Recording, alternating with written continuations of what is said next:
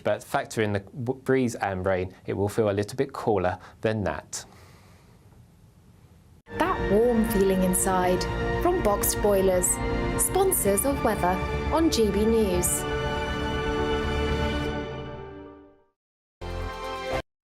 It's the biggest cash prize we've given away to date. An incredible £20,000 that you could use however you like. And because it's totally tax-free, every single penny will be in your bank account to do whatever you like with. £20,000 in tax-free cash really could be yours this summer. Hurry, you've got to be in it to win it. For another chance to win £20,000 in tax-free cash, text PRIZE to 63232. Text costs £2 plus one standard network rate message. Or post your name and number to GB05, PO Box 8690, Derby DE1 9TT. UK only. Entrance must be 18 or over. Lines close at 5 p.m. on the 31st of May. Full terms and privacy notice at gbnews.com/win. Please check the closing time if listening or watching on demand. Good luck. We're GB News, and we come from a proud tradition of British journalism. That's why I'm so excited to be here. It's something so new. The first news channel to be launched in Britain in over 30 years. Launched to represent the views of the British people. To go where other broadcasters refuse to go. How did you find out about the story in the first place? Launched with one aim. To be the fearless champion of Britain. It's an absolutely fantastic atmosphere here. This is GB News. GB News, Britain's news channel. I'm Ellie Costello, and thank you so much for joining us here on GB News, the People's Channel, Britain's news channel. Are the newspapers getting you down? My wife didn't divorce me that month. Struggling to separate the wheat from the chaff? I know that it's a bit of a circus at the best of times. Well, don't worry, Headliners has got you covered. We'll take the burden of reading the day's news, and if we get depressed, who cares? It's an occupational hazard, frankly. That's Headliners on GB News from 11 p.m. till midnight, and the following morning, 5 till 6 a.m. on GB News, the comedy channel. Nah, just kidding. Britain's news channel. I'm Stephen Dixon, and thanks for joining us on GB News, Britain's news channel.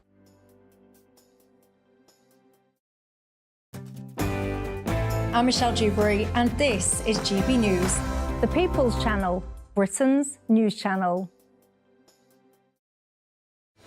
I'm Patrick Christie's. Every weeknight from 9, I bring you 2 hours of unmissable, explosive debate and headline-grabbing interviews. What impact has that had? We got death threats and the bomb threat and so on. Our job is to do what's in the best interest of our country. You made my argument for me. My guests and I tackle the issues that really matter, with a sharp take on every story. I'm hearing it up and down the country. That was a beginning, not an end. Patrick Christie's tonight from 9 p.m. only on GB News, Britain's news channel.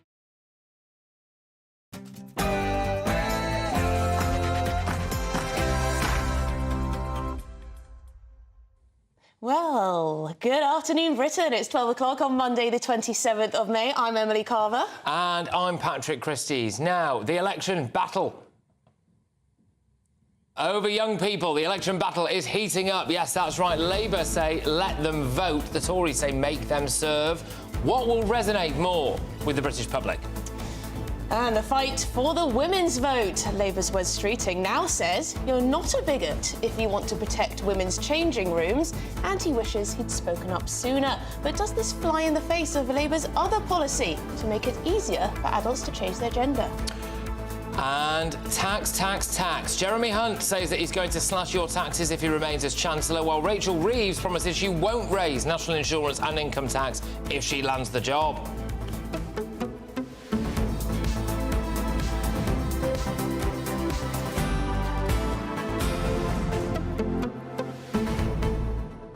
Another big topic for us today is Nigel Farage's comments over the weekend about certain elements of the British Muslim community and a lack of integration. It's caused a huge amount of hoo-ha. We've got the very latest on all of that, but I want to know your views. Post your comments. Visit gbnews.com/your say. Let us know what you think on the whole host of topics there. We should say we will be showing you a little clip of what he had to say if you haven't seen it so far. The accusations are that he he has been Islamophobic, racist, and so on and so forth. This was in an interview with Trevor Phillips. So we'll show you that and see what your views are. Yes, it'll be interesting to see what you have to say. But first is your headlines.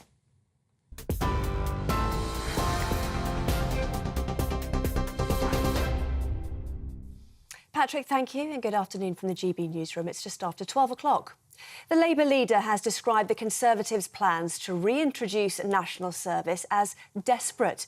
He's dismissed the Prime Minister's proposals to make all 18-year-olds choose between serving in the army or volunteering in their local community. But Sir Keir Starmer said there was desperation behind the policy and that it would be paid for by cancelling levelling up funding and tax avoidance, which his party would use to invest in the NHS. I do accept the proposition that we need strong defences, and that has to be the first duty of any government. But I think this plan is desperate.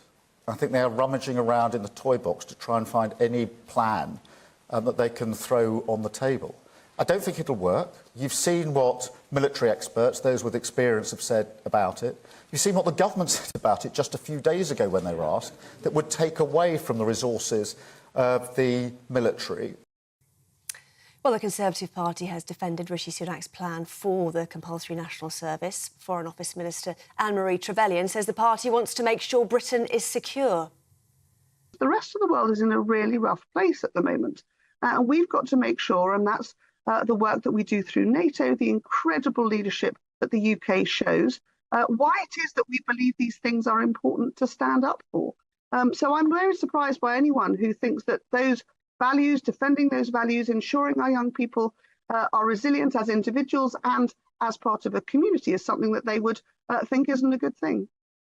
Meanwhile, the Lib Dems have launched their general election campaign in Scotland. Speaking in Fife, Lib Dem leader Sir Ed Davey says it was time for change. The people of Scotland have been doubly let down. Let down by an out-of-touch Conservative government in Westminster and taken for granted by an out-of-touch SNP government in Holyrood. They both have to go. To other news now, police investigating the fatal stabbing of a woman on a Bournemouth beach have released CCTV images of a hooded suspect. A 34-year-old woman was pronounced dead on Durley Chine Beach on Friday night, whilst a 38-year-old woman was hospitalised with serious injuries. Both women are from Poole. A 17-year-old boy was arrested on suspicion of murder and remains in custody. Dorset police are urging anyone who recognises the person in the CCTV picture to get in touch urgently. More than 300 million children a year are victims of online sexual exploitation and abuse. That's according to new research from the University of Edinburgh. It found 1 in 8 of the world's children have been victims of non-consensual talking, sharing and exposure to sexual images and video in the past year. It also estimated 12.5% of children globally have been subject to unwanted sexual talk and sexual act requests by adults or other youths. Melanoma skin cancer cases in the UK are at an all-time high, with nearly 21,000 expected to be diagnosed this year. Cancer Research UK says rates of melanoma have increased by almost a third over a decade. It's understood there's been an upward trend in cases in all ages, but the biggest rise has occurred in adults over 80. Beth Vincent from Cancer Research says all skin types can get melanoma, but that around 17,000 cases every year are preventable. Your skin tone does affect your risk of skin cancer. People at the most risk are people with lighter skin tones, so light-coloured hair and eyes as well, lots of moles and freckles, a history of sunburn or a family history of skin cancer. But people with darker skin tones can still burn and can still get skin cancer. Anybody can get skin cancer. Israeli airstrikes on Rafah have killed at least 35 people, according to the Hamas-run health ministry in Gaza. Israel says it wants to root out Hamas fighters holed up in Rafah and rescue hostages it says are being held in the area. The IDF says the strike was carried out with precise ammunition and on the basis of precise intelligence. Well, those are the top stories. And for all the latest, do sign up to GB News Alerts by scanning the QR code on your screen or go to gbnews.com/alerts. Now, back to Patrick and Emily.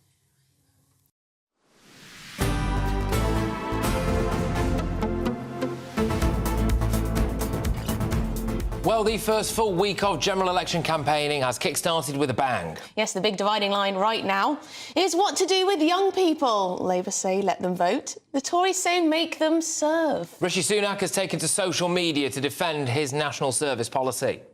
No, I'm not sending everyone off to join the army. What I am doing is proposing a bold new model of national service for 18-year-olds. They'll be able to choose to spend 12 months in a full-time military commission or 1 weekend per month volunteering in roles within your local community, like delivering prescriptions and food to elderly people or in search and rescue. This will give all young people valuable life skills, make our country more secure and build a stronger national culture. And today, Sir Keir Starmer hit back. All this spinning round and round, it's symbolic of the chaos and the instability. You've seen that again over the past few days, that the desperation of this national service policy, a sort of teenage dad's army. Well, there you go. But other key lines are the fight for the women's vote. Labour's Wes Streeting now says you are not a bigot if you want to protect women's changing rooms. And he said he wishes he'd spoken up for women sooner. But does this fly in the face of Labour's other policy, which is to make it easier for adults to change their gender? Tax, tax, tax is another big one. Jeremy Hunt is saying he'd slash your taxes. Rachel Reeves is promising that they won't raise national insurance and income tax. And we certainly won't be increasing income tax or national insurance if we win the election. But they will tax private schools, and that's going to be one of our big debates today. I want to hear from you on this. Will Labour sink the state school system? Yes, and another big one is Nigel Farage's comments about elements of the British Muslim community yesterday. We're talking about Muslims here. We are. And I'm afraid I found some of the recent surveys saying that 46% of British Muslims support Hamas, support a terrorist organisation that is prescribed in this country. Well, there we go. I mean, there has been considerable backlash to it. There's also been a lot of support. Again, let us know what you make of what he said. It's gbnews.com/your say. Yes, that is the way to get in touch. First, though, we're going to speak to General Lord Dannatt, former head of the British Army, no less, about that bold pledge from the Tories to bring back national service. This is an interesting one, Lord Dannatt. Just your first reaction to this. Well, my first reaction is that actually I'm quite pleased that defence and security has found its way into the general election agenda. Often it's said there are no votes in defence, so it doesn't get discussed. Now, the particular proposal that Rishi Sunak has put forward, I think even by the government's admission, has taken everyone by surprise. It's clearly not thoroughly thought through, but for all that, it's worth giving consideration to. And as I said, it's at least got defence and national security onto the agenda at the present moment and forcing a response from Keir Starmer. Yeah, so apparently there are around 700,000 school leavers every single year. What he said is that there will only be 30,000 places for people who do want to take a full-time military post. One of the big criticisms of this is the British Army does not need people who don't want to be there and who are dead weight. But actually, 30,000 people, they would be volunteering. So that wouldn't really be a problem, would it? They would want to be there. No, I think the proposal has got some merit. The merit that I see is of that very large number of 18-year-old school leavers every year. If, let's say, 30,000 were to join the armed forces for a year, frankly, in a year, they wouldn't contribute much to military capability. But what they would do year on year is grow an increasing pool of people in the country who had spent some time in uniform, and that should there be a national crisis in the future, those would be the first people that could be recalled, given further training, and then they would contribute to military capability. So on that aspect of it, I'm cup half full. Where I'm more concerned is if this programme was not fully funded and some of the funding for those 30,000 having that year's experience was to be taken from the defence budget as it stands today, then our overall military capability would be diminished. Now, that's not acceptable. This has got to be a programme with new money above the additional money that's already been committed, 2.5% of GDP to defence. As long as there's new money, then I think there is some merit in this. But don't let's fool ourselves. 30,000 just for a year is not going to significantly increase our capability in the short term. But in the long term, it would grow a pool of people who have some understanding of what the military is about. Yeah, indeed. Well, actually, apparently, some of the other money is going to come from a non-military fund, it's the UK Shared Prosperity Fund. So that actually could answer one of those concerns that you've got there. I just want to talk about the psychology of it, OK? Because national service, this is not just about people joining the military. It is also about people doing things in their local community and therefore becoming more community-minded. But focusing on the psychology of 18-year-olds having a year in the military, you have a huge amount of experience. Overall, would that be a good thing for 18-year-olds who will then go on to be, you know, adults like the rest of us in this country? Would that be a good thing psychologically for them? Well, if you go back to when we had national service between 1949 and 1963, that generation would say that the 18 months, and it became 24 months eventually, that they spent in uniform were really valuable and formative a period in their lives. So there's actually no reason why that shouldn't be the case for 18-year-olds today. But as your introduction said, there's about 700,000 a year that leave, and 30,000 going into the military is a drop in the bucket. I think we need to focus on the much larger proportion of 18-year-olds. What would they be doing? I think this notion of doing one weekend a month is kind of neither one thing nor another. If we're going to ask 30,000 18-year-olds to spend a year in the military, I think all 18-year-olds should spend a year working in the NHS, working for the fire service, whatever it is, giving a full-time piece of their life for national service. That's equitable, that's fair, but it's pretty radical. It is pretty radical. I agree with you. It doesn't sound like too much of a commitment, really, the alternative to the military service. But something that Johnny Mercer, the Veterans Minister, tweeted, I think this is something that people really care about. He says, anything that unites communities with a sense of service and awareness of what other organisations do is great. It gives pride and purpose and challenge to those that often feel most left behind. This is one of the strongest arguments for everyone having to do something at one stage in their life. It brings people together. It may also help equalise people and make people see things from other people's perspectives. That's got to be good for, you know, greater social cohesion in this country. We often talk about how it can be quite fragmented, our society. This might be good for things like patriotism. Yes, I think Johnny Mercer makes a very good point, and I think that's the point that probably Rishi Sunak is trying to make. I don't think initially dropping this on a bank holiday Saturday was a very clever way of going about it. But I think the notion of 18-year-olds giving a year of their life, early in their life, to the wider community, they can get a whole range of benefits from that, not least, as I've already made the point, in growing as far as those who go to the military, a pool of people who've got some experience of the military who could then be called back if necessary and give further training. So I think it's an idea that needs to be looked at.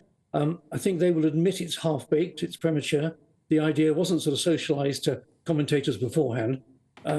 So it needs to be thought about. And it's also, because the idea is out there, the genie is out of the bottle, and it does force the Labour Party to come up with its own view on whether this is a good idea or not, and whether they would respond to the initiative. Yes, it's quite in contrast to their offer of votes for teenagers. Absolutely. Votes for 16-year-olds. Thank you so much, General Lord Dannett. Really interesting to get your perspective on this. You are the former head of the British Army.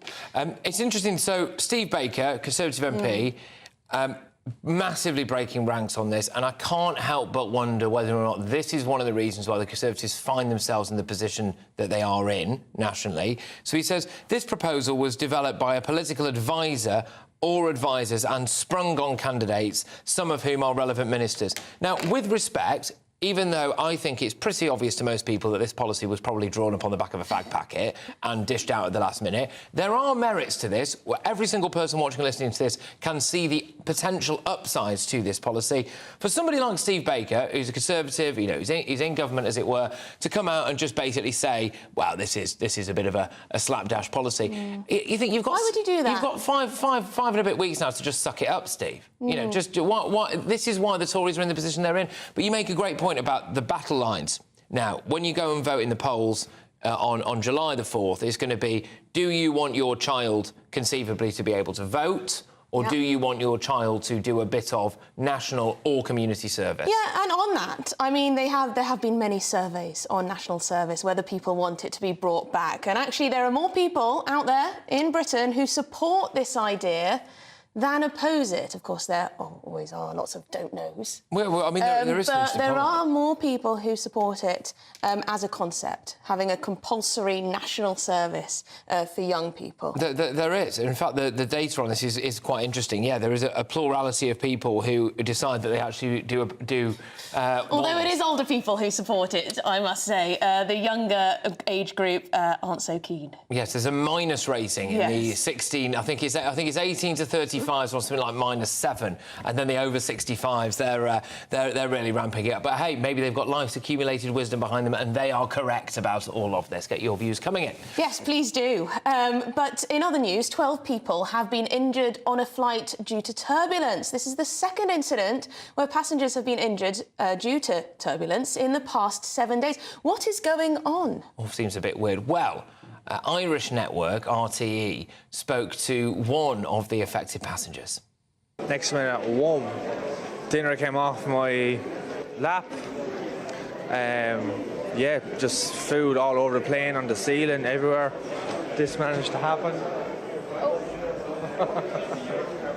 So, yeah, it was just atrocious.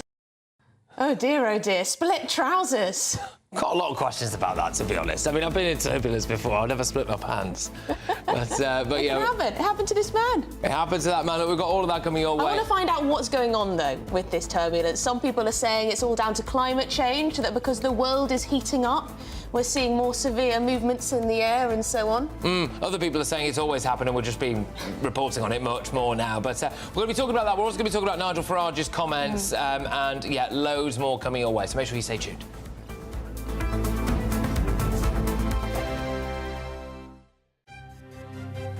GB News Breakfast. Every day from 6 a.m. If she has such ambitions, where does this leave Prince Harry? I mean, he's obviously already resentful that he was treated as a spare back here in Britain. But he would only then become even more of a spare if he were married to either the president or somebody who was clearly setting her sights that way and taking various offices. Yes, clearly this presents a problem for Harry, because if you notice what their plans are, and there's Meghan's lifestyle blog, American Riviera or Orchard, an odd name, really rather ponderous. I think her PRs could have thought up something better. And then this Netflix program on cookery and entertainment and so forth. Harry is doing a series on polo, which is a bit of an elitist sport, actually. But of course, Harry has got Invictus. And so they have to, as they plan, Harry must, it must be absolutely definite that Harry will be integral to the planning. I mean, remember, he is very emotionally reliant on her and therefore might be content in this context to be a spare, even if many people would laugh. But I certainly see, remember, you have to begin by hard campaigning. They're only putting in a each for their charity Archwell. If they really do want Meghan to go into politics, if that is her ambition, then I think she should make absolutely sure she's got the ground rules of how you do this in America. They've got to have a look at also whether they would wish to have their, or keep their titles in, even though they're in abeyance. This too is a problem. I mean, if you're really looking at a serious political career, I don't see it starting from what we know now. In the GB newsroom, we bring you the news as it happens. With our team of dedicated journalists across the UK, GB News brings you accurate reporting of the day's topical agenda. When the news breaks, wherever and whenever it's happening, we'll be there. This is GB News. The People's Channel, Britain's news channel. If you want your news to be straight talking... This is a nightmare for the Conservatives again. Down to earth. It's not just Nottingham where this is happening, is it? And most importantly, honest. Hard-working, middle-class taxpayers, they'll get their book thrown at them. Then catch me, Martin Daubney, Monday to Friday, 3 till 6 p.m. on GB News, Britain's news channel. Every Saturday, 10 till 12, we'll bring you all of the news that you need to know. We'll also remind you that there is so much to smile about. It's my favourite time of the week. I get to relax, enjoy some light-hearted stories, and let Ellie teach me about fashion too. That's Saturday Morning Live, every Saturday, 10 till 12. Only on GB News, Britain's news channel.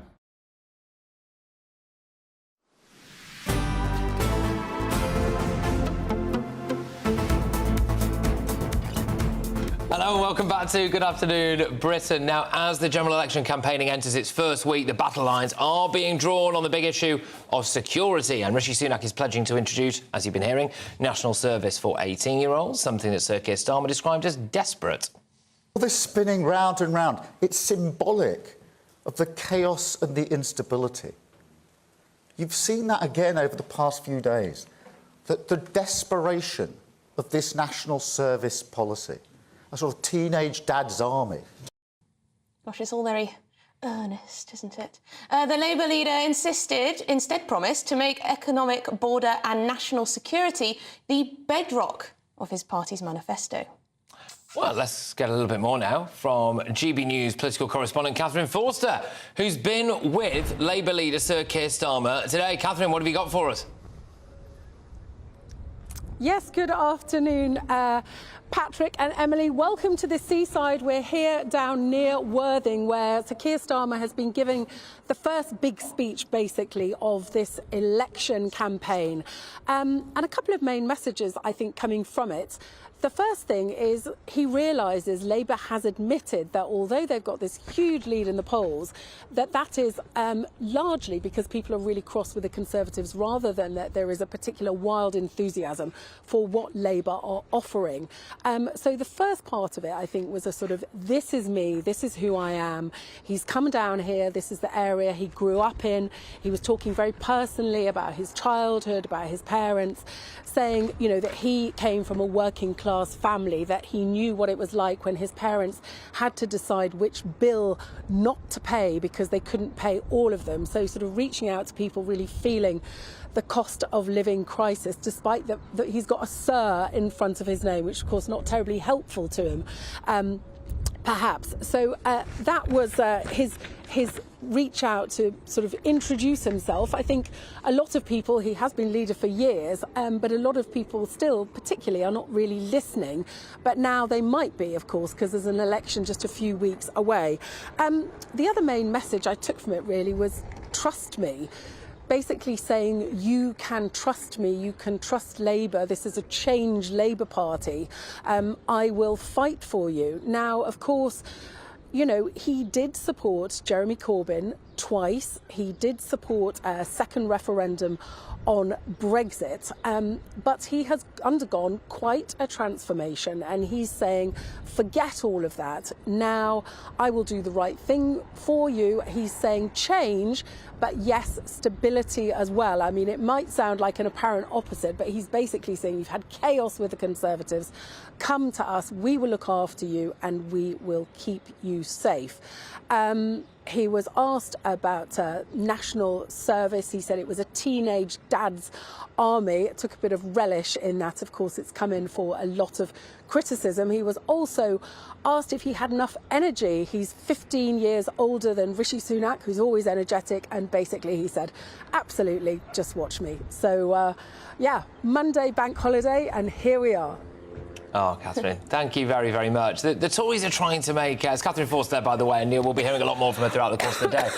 So the Tories are really trying to make this Sleepy Starmer thing stick, aren't They are, calling him Sleepy Starmer, Sir Sleepy. Yeah. I mean, obviously, it's, you know, the Joe Biden gag, really, isn't it? Sleepy Joe, and they're trying to make it happen in this country. Do you think it will happen? Do you think people will start calling Keir Starmer Sir Sleepy? You can say what you like about him, but he's only 61, I believe, as well. He's not old enough to be called Sir Sleepy, is he? With respect, there is a world of difference between Joe Biden and Keir Starmer. But sticking with the old Labour... on the old Labour stuff, Keir Starmer is...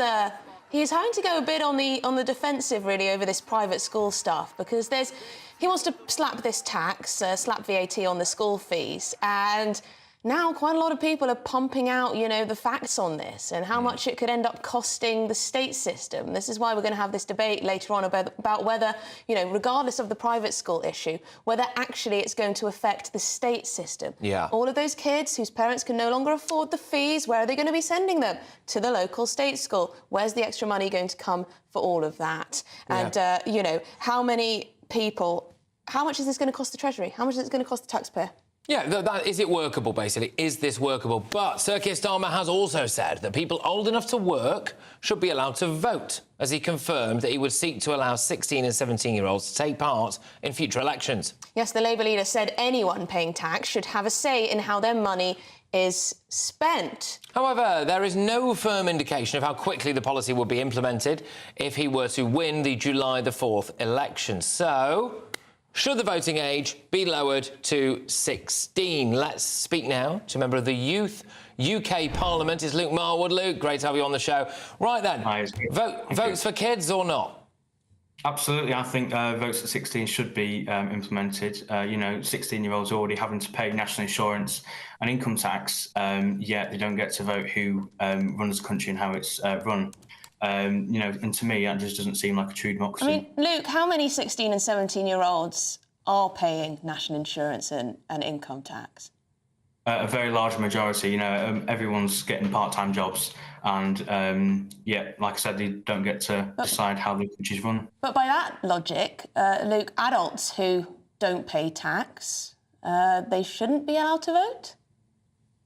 Well, no, because they're above 18. We're talking about lowering it to 16, and the people are saying that 16 shouldn't be able to vote because of maturity. Yeah, I know plenty of 16-year-olds who are mature than many adults I know, so I think by that logic... You're clearly a very politically engaged young man. You're a member of the UK Youth Parliament. A lot of people think that the Labour Party are keen on this idea because they'll assume that many young people will vote for left-wing parties. They're more likely to be socialist, more likely to be idealistic, even communist. Even communist. Yeah, well, you've seen the polls. Polls are showing that 16-year-olds are more inclined to vote Labour, which it did make me think whether Keir Starmer was doing this to improve democracy or as a political gain to strengthen his political party in future general elections. But to me, I just think that 16-year-olds should get the vote because it's a true representation of democracy in the UK. Yeah, I mean, look, just to pick up on something, I know that we've spoken a bit. The tax issue is going to be a big one here. The other one is about serving in the armed forces. Oh, if they're old enough to serve in the armed forces, they don't get frontline roles in the military at 16. So there is a question mark over that. But it would have to be, as a 16-year-old, you'd have to be an employee earning more than £242 a week from one job. Or self-employed and making a profit of more than 12.5 grand a year. And with respect, I don't know how many 16-year-olds that actually really does apply to be honest. Because you have to be in training or education till you're 18 now in this country. Yeah. But they are still paying national insurance, so shouldn't that mean they should be able to get the vote? OK. Are you concerned? Because the other aspect for me on this is, we touched on it a bit there, which is people who go, oh, it won't really matter because the turnout will be so low. Because young people, you know, all those lazy tropes, young people won't get out of bed and all of that stuff. I mean, I actually think we can see this coming a mile off. There's going to be minibuses outside schools on polling day and the schools are going to be putting it on. I think the turnout's going to be really, really high. You'll have the teachers saying, now, we're not telling you how to vote. Well, that's what I'm worried about. You know, but look at this, look at this, look at this. Come on, let's all go on a school trip to the polling booth. Yeah, are you concerned about the potential left-wing bias in schools having a massive impact to the election? Yeah, well, we do see that in schools, it's I think some schools, they focus more on kind of activism rather than actual education.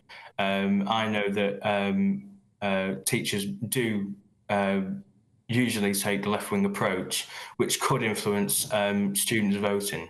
Which, yeah, there is that aspect of it. Well, you've given a very balanced view. I personally think you're wrong. I don't think the vote should be given to 16 and 17-year-olds, but you've made a very good argument for it. So we'll open that up to our viewers and listeners now. But thank you very much. And good luck. I don't know what goes on with the UK Youth Parliament when we have a general election as well. But good luck if you are standing or anything. So yeah, take care, mate. All right. As a member of the UK Youth Parliament, it's Luke Marwood. Nice chap.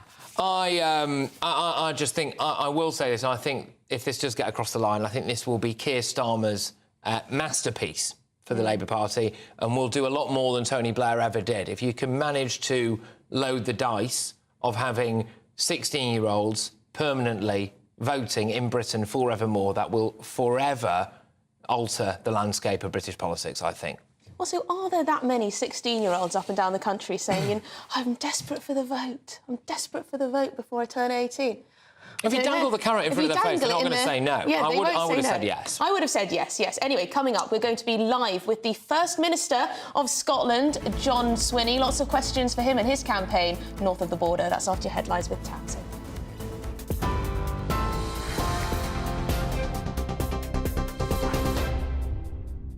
Emily, thank you. Here are the headlines at 12:32. The Labour leader has described the Conservatives' plans to reintroduce national service as desperate. Sir Keir Starmer has dismissed the Prime Minister's proposals to make all 18-year-olds choose between serving in the army or volunteering in their local community. The Labour leader said there was desperation behind the policy and that it would be paid for by cancelling levelling up funding and tax avoidance, which his party would use to invest in the NHS.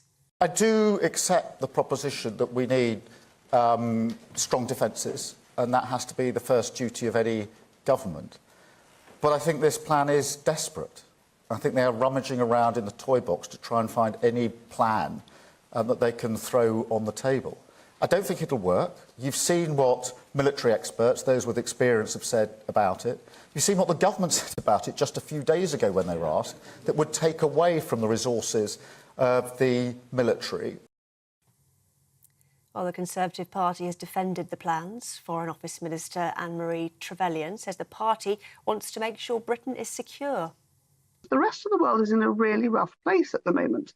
And we've got to make sure, and that's the work that we do through NATO, the incredible leadership that the UK shows, why it is that we believe these things are important to stand up for.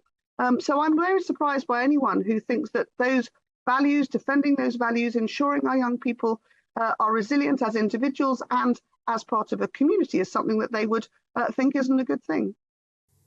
Meanwhile, the Lib Dems have launched their general election campaign in Scotland. Speaking in Fife, Lib Dem leader Sir Ed Davey said it was time for change. The people of Scotland have been doubly let down. Let down by an out-of-touch Conservative government in Westminster and taken for granted by an out-of-touch SNP government in Holyrood. They both have to go. Yeah. Those are the headlines, and for the latest stories, do sign up to GB News Alerts by scanning the QR code on your screen or go to gbnews.com/alerts.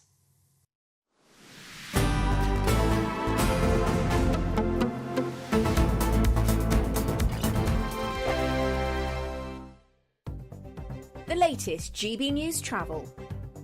Good afternoon, I'm Andy Hilbert with the latest across the UK. Currently in the West Midlands, the southbound M5, there's a lane closed on the exit slip road due to emergency repairs at junction 3 for Birmingham. In Cheshire, the northbound M6, one lane closed due to a vehicle having its tyre changed.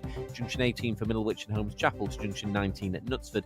In Cheshire on the southbound M6, a lane closure due to a broken down vehicle there at junction 18 for Middlewich and Holmes Chapel to junction 17 for Sandbach and Crewe.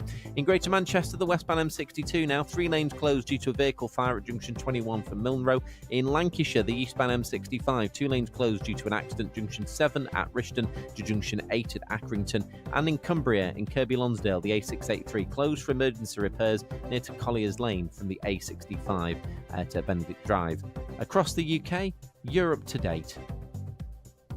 You can stay up to date throughout the day by visiting our website, gbnews.com.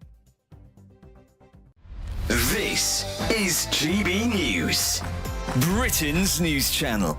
He's meeting his father, the King, for just the second time since his father's cancer diagnosis. Harry's going to an Invictus Games gig at St Paul's on Wednesday, and his father is hosting a garden party at Buckingham Palace. Once they're all said and done, about 7 p.m, they are going to meet, apparently.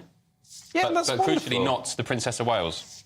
Well, I think it's a wonderful story, and obviously you would. If you're visiting the country, you haven't seen your dad and he's ill with cancer, of course you would go grab a Costa. Can't wait to see the pictures of them in Costa together, just having a little catch-up. Do you know, they might embrace?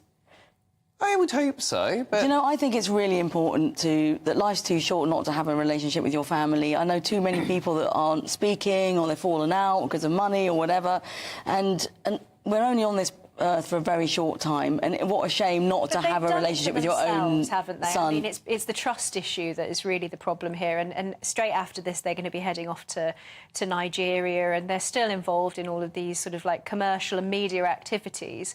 If you don't have that trust there with your family, and you're responsible for breaking that trust down, it's not really, it's sort of on you, isn't it? It's still mendable, though, I think. And we've all got people in our family that maybe we wouldn't trust with our bank details or something like that, so they can just not... You know, Charles shouldn't be going to Harry, guess what, you can't tell anyone. He's like, that's not what they're going to talk about, are they? They're not going to tell him anything. The King is his father, but it's different, isn't it, if it's your brother, it's your sibling, whereas a father's probably perhaps more likely to be forgiving and to be wanting to sort of reunite. Do you think maybe it's going to be harder for him to mend that relationship with William and Catherine? I think it's really, really hard. I mean, I can't see how they... But they need to get in a room together. They need to speak. The only way that you are going to break down barriers when it comes to relationships is by facing it and speaking about it. You say life's too short, but some would say, well, that's a perfect reason not to tolerate any nonsense.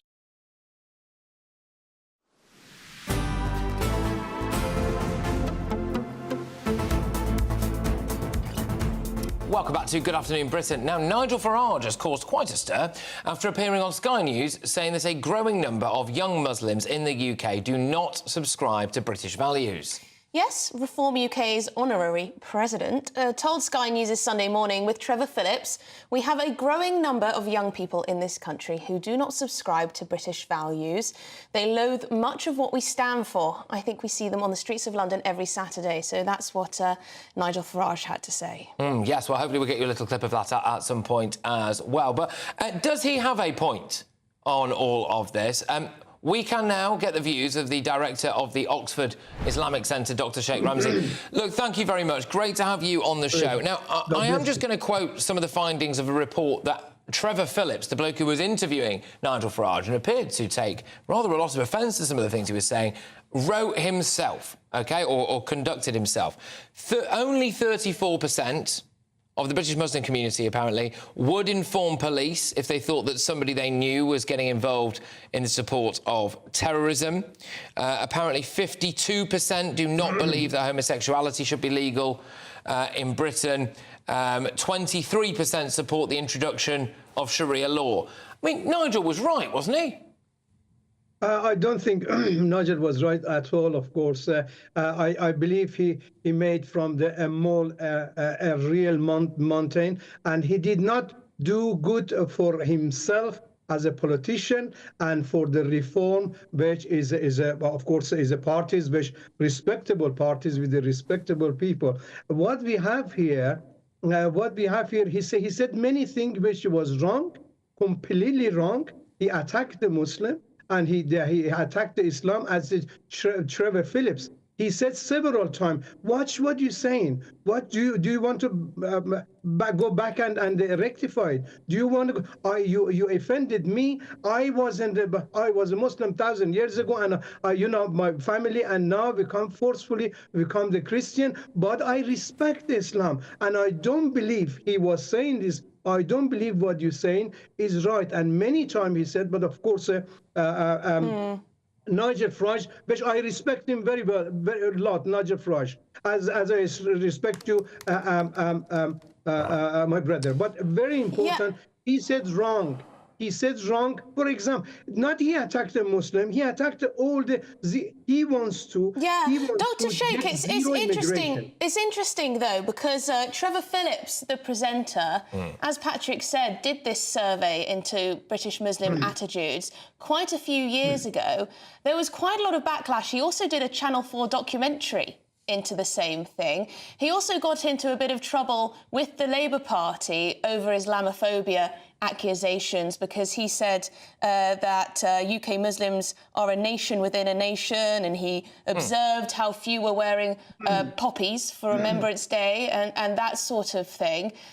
So do you think it's right that people of all, different positions do look into whether there are some issues and extremities in some British Muslim opinion?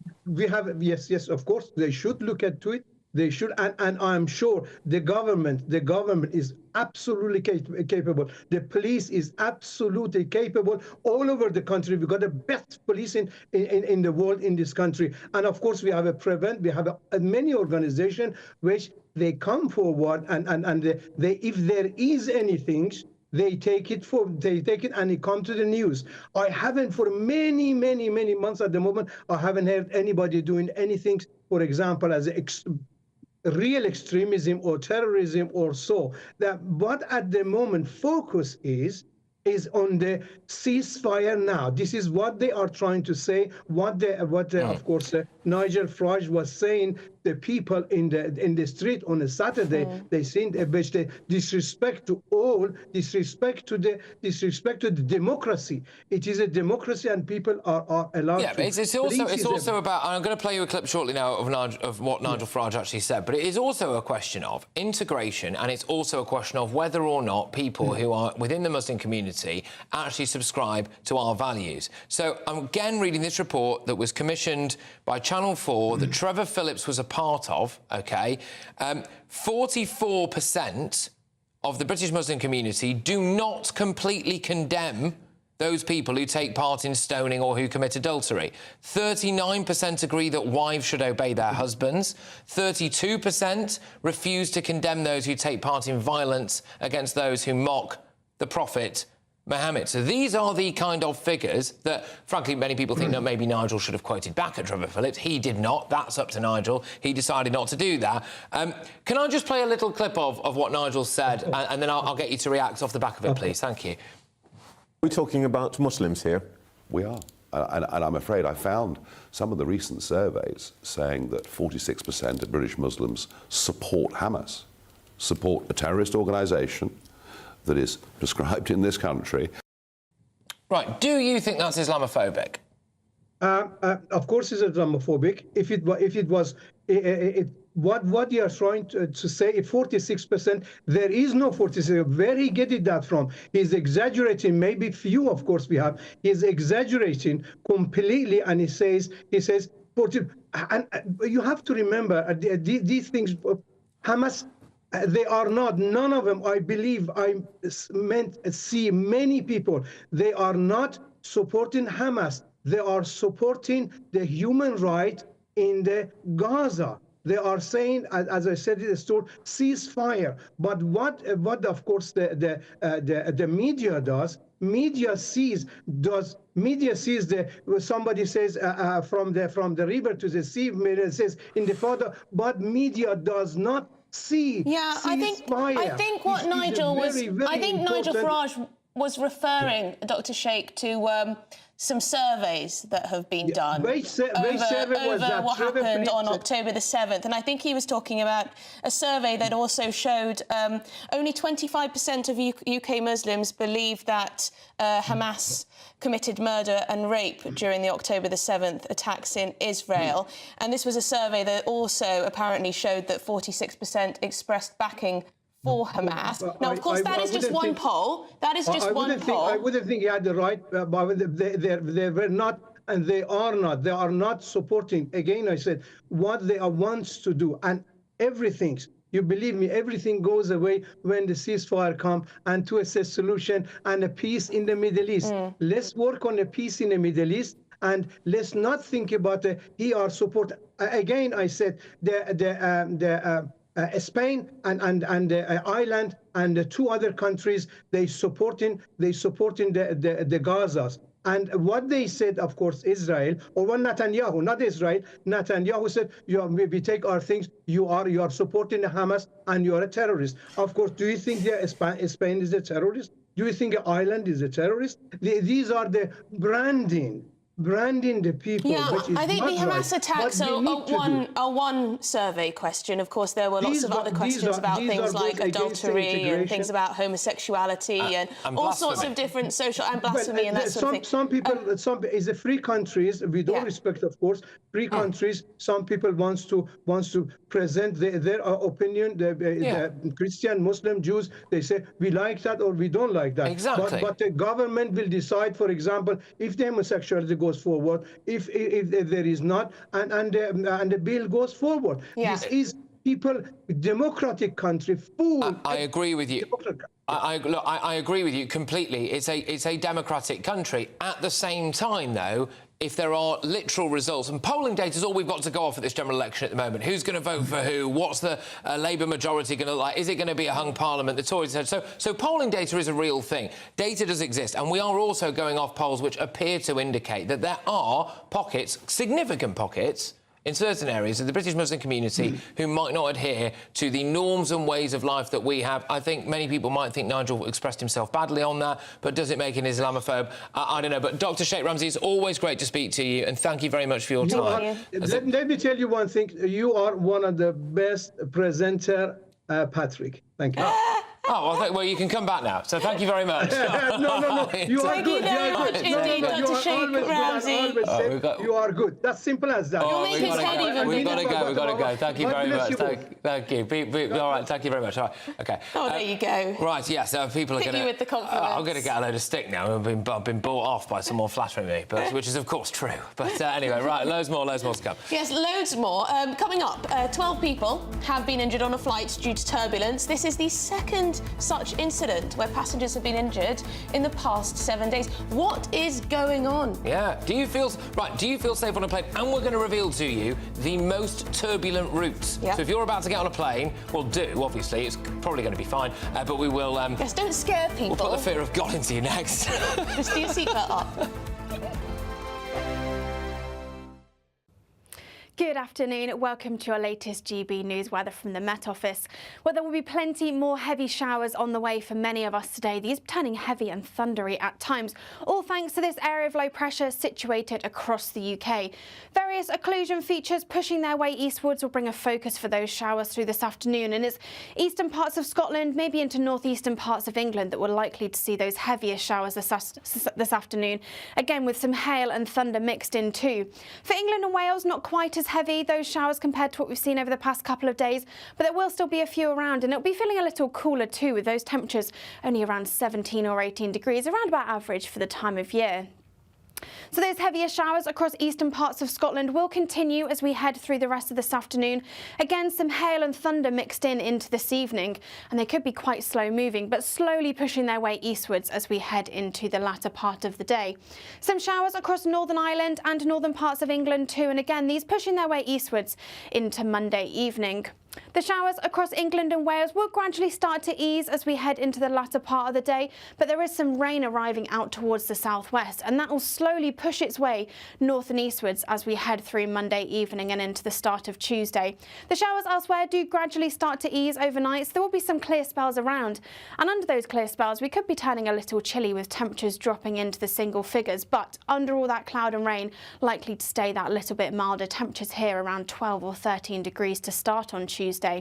So that does mean it's a bit of a damp start for Northern Ireland, Wales and southern parts of England, and that rain does push its way north and eastwards as we head through Tuesday daytime. Some early brightness across parts of Scotland and northeastern parts of England, but that rain does eventually arrive through the afternoon.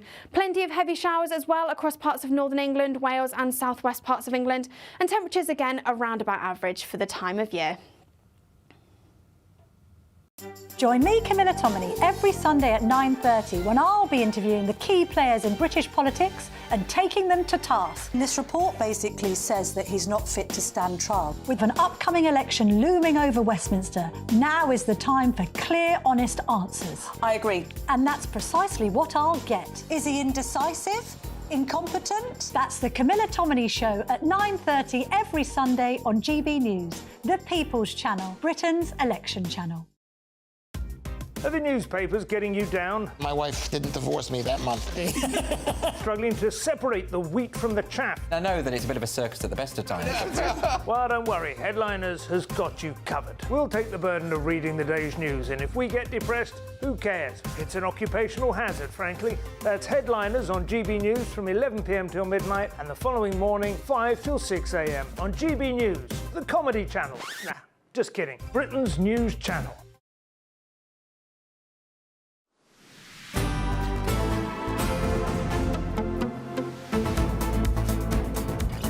Right, well, good afternoon, Britain. It's 12:51. Now, 12 people have been injured on a Qatar Airways flight as it passed over Turkey, and this is all due to turbulence. It is. So the plane was travelling from Doha to Dublin, and Dublin Airport said that emergency services, including airport police, fire and rescue, met the Qatar Airways flight after it landed. Now, RTE spoke to one of the passengers once the flight landed.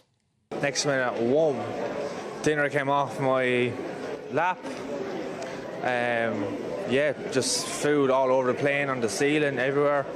This managed to happen. So yeah, it was just atrocious.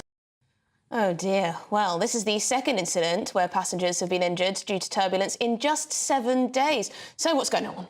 Well, what is going on? Let's pose that question to travel and aviation analyst, easy for me to say, Sally Gethin. Sally, thank you very much. Is this normal? What is happening? Or should people be worried? Yeah, well, certainly we're not used to seeing headlines like this, you know, in succession. And in fact, I'm also picking up reports that Turkish Airlines has experienced some severe turbulence in recent days or weeks. So definitely there are, you know, more troubling incidents coming to the fore. But having said that, turbulence is definitely, you know, it's always been there. It's always been an issue. I've experienced it. Most people have. Now, having said that, what it's really highlighting is the problems with a particular type of turbulence called clear air turbulence, which aircraft cannot detect. And that's the problem. That's why, you know, they're coming out of the blue. People are being shaken up, and the pilots don't have control over being able to avoid it. Sally, lots of people seem to be looking into this, researchers, scientists and the like, and they're saying that this is all down to the changing climate. I read one report that suggested that in just 20, 30 years, severe turbulence had increased by 55%. Can that be true? I think quite a lot of the current evidence or research of that is coming from the University of Reading. That's not to say that there isn't definite, you know, some evidence of maybe some climate change having an impact. But I think that science is not yet fully proven. There needs to be more work done on it. And part of the reason for that is it's such a complex phenomenon in itself, turbulence. You know, we don't know enough of it. We just don't know enough yet. We just don't know enough yet. Sally, we're going to have to leave it there because we're coming to the end of the hour. But thank you very much indeed, aviation analyst Sally Gethin. Interesting. So planes can't detect this particular type of turbulence. Come on, read out some of the routes. OK, we'll give you a couple. Santiago to Santa Cruz. That's a dodgy one. Almaty to Bishkek. Milan to Geneva would be a popular one. These are the most turbulent routes. Lots of them are also in China, by the looks of things. Shenyang, Chengdu. Unless you're going to Chengdu anytime soon, you'll probably be all right. Now, coming up, the royals would not be exempt from national service. What do you make of that? It's Good Afternoon, Britain. We meet Patrick and her Emily.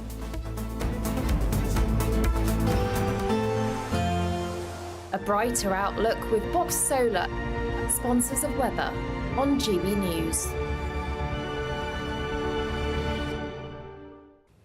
Good Good afternoon. Welcome to your latest GB News weather from the Met Office.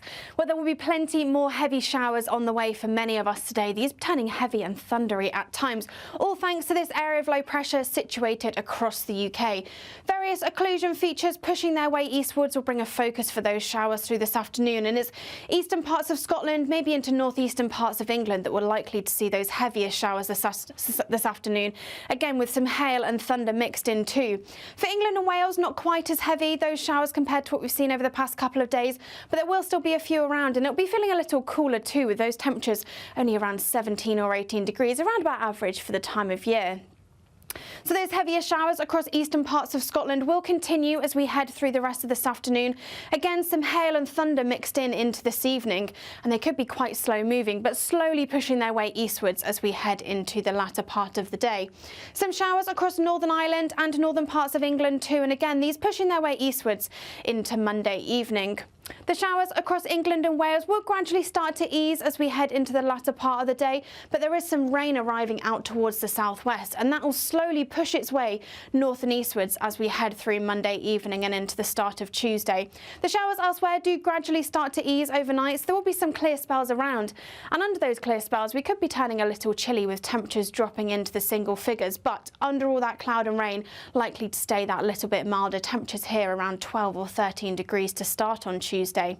So that does mean it's a bit of a damp start for Northern Ireland, Wales and southern parts of England, and that rain does push its way north and eastwards as we head through Tuesday daytime. Some early brightness across parts of Scotland and northeastern parts of England, but that rain does eventually arrive through the afternoon. Plenty of heavy showers as well across parts of northern England, Wales and southwest parts of England, and temperatures again around about average for the time of year. That warm feeling inside from Boxed Boilers, sponsors of weather on GB News. The next Great British Giveaway winner could be you, with a massive £20,000 in tax-free cash to be won. Imagine how you'd react getting that winning call from us. Oh my God, are you joking? Not a line, I never won a penny in my life. I don't know what to say. Do you know what? I've never won anything like this in my life. Oh my God. Oh God. Oh, it shocks me. This is amazing. For another chance to win £20,000 in tax-free cash, text PRIZE to 63232. Text costs £2 plus one standard network rate message. Or post your name and number to GB05 PO Box 8690 Derby DE1 9TT. UK only. Entrance must be 18 or over. Lines close at 5 p.m. on the 31st of May. Full terms and privacy notice at gbnews.com/win. Please check the closing time if listening or watching on demand. Good luck. GB News Breakfast. Every day from 6 a.m. Emma, let's start, shall we, with Prince William confirming on the Isles of Scilly yesterday that Kate is doing well. I thought it was a very brave lady to say, "Are we allowed to ask how the Princess of Wales is?" And I thought, well, we're not, so good for you. Yeah. One of the hospitals he visited on the Isles of Scilly, an administrator, a hospital administrator, asked him how Kate was doing, and he said, "She's doing well, thanks." Until we hear official word from the palace, then we're just going to have to rely on little snippets like this. It does seem to be serious. So It does.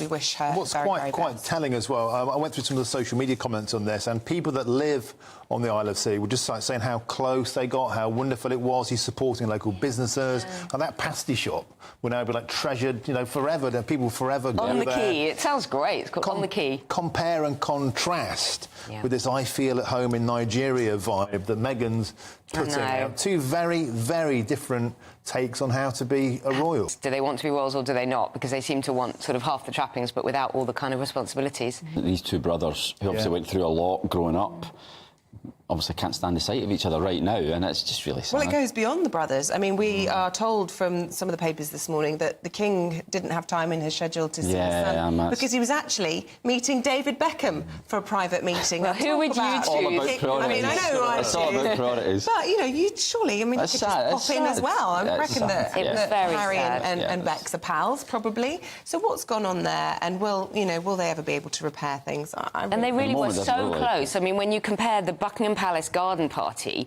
a couple of miles down the road, literally Harry was at Westminster or wherever it was. It wasn't far. Yeah, and they were absolutely like would have been possible for him 3 to go. miles apart, and yet absolutely worlds apart in terms of their emotional state.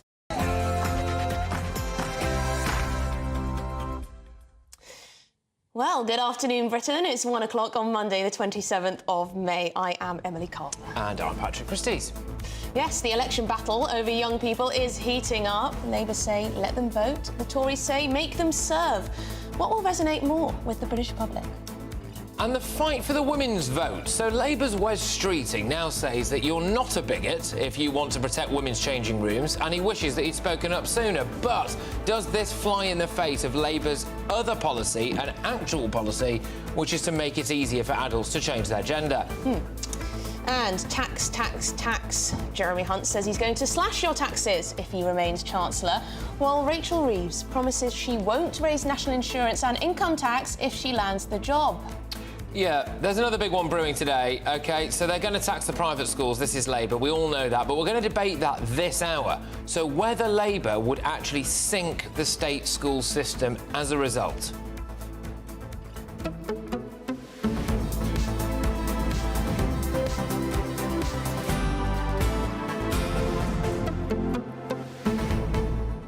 Now, the vast majority of people in this country do not send their children to private school. So Labour know that, and so this policy can appear on the surface as a good idea to lots of people. You know, why not make private schools pay a little more tax? You know, it might pay for some good things for the rest of us. You know, on the surface. However, lots of people have been doing some digging into this and actually found that it could cost the state sector, state schools, a lot of money. They potentially are going to have to welcome in up to, well, thousands of students whose parents won't necessarily be able to afford to pay the private school fees plus the tax on top. Yeah, there's also a question of aspiration involved here. Now, I'd be very, very keen to hear from you, and it's gbnews.com/your say. If you're a parent or a grandparent, have you contributed towards private school fees?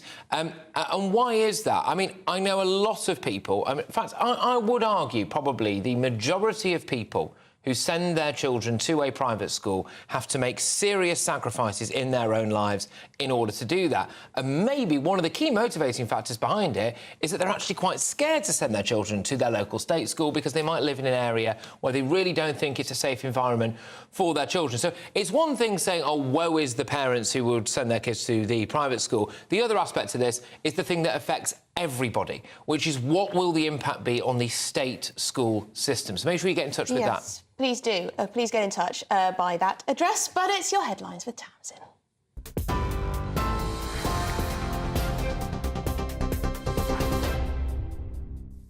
Thanks very much, Emily. Good afternoon from the GB newsroom. It's 1:02. The Labour leader has described the Conservatives' plans to reintroduce a national service as desperate. Sir Keir Starmer dismissed the Prime Minister's proposals to make all 18-year-olds choose between serving in the army or volunteering in their local community.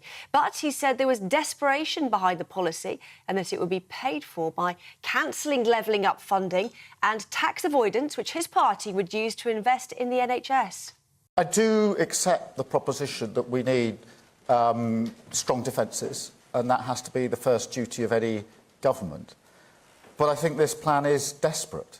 I think they are rummaging around in the toy box to try and find any plan that they can throw on the table. I don't think it'll work. You've seen what military experts, those with experience, have said about it. You've seen what the government said about it just a few days ago when they were asked, that would take away from the resources of the military.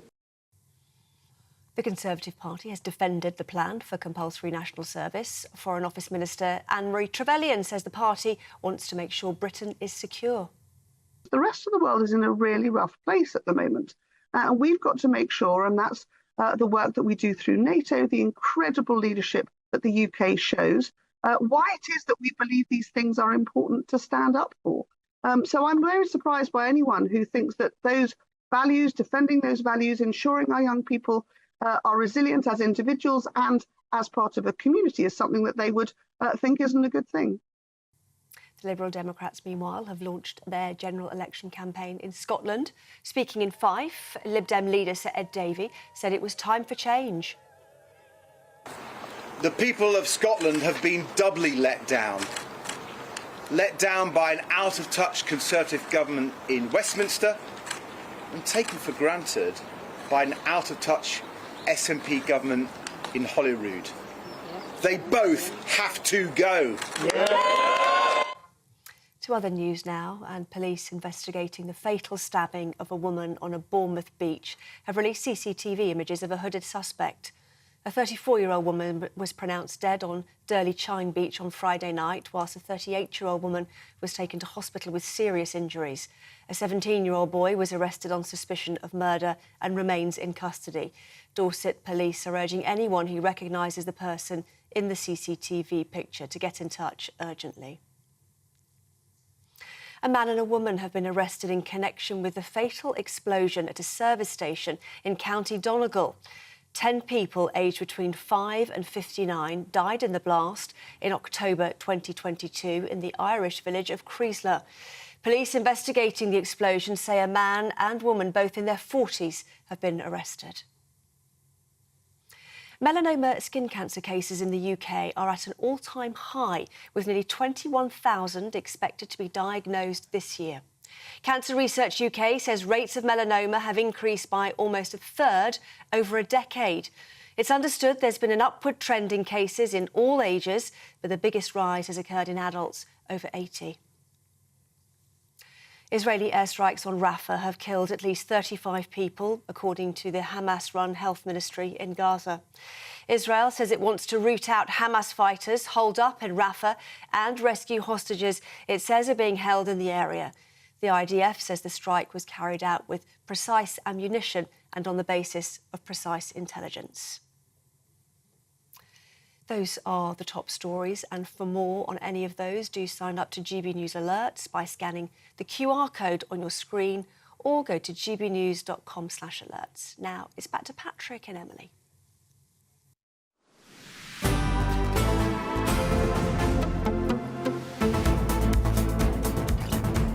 Welcome along. Now, as general election campaigning enters its first full week, battle lines are being drawn on the key issue of security. Rishi Sunak has pledged to introduce national service for 18-year-olds, something he claims will teach young people useful skills and create a national culture. However, speaking earlier, Labour leader Sir Keir Starmer hit back. He blasted the policy as desperate.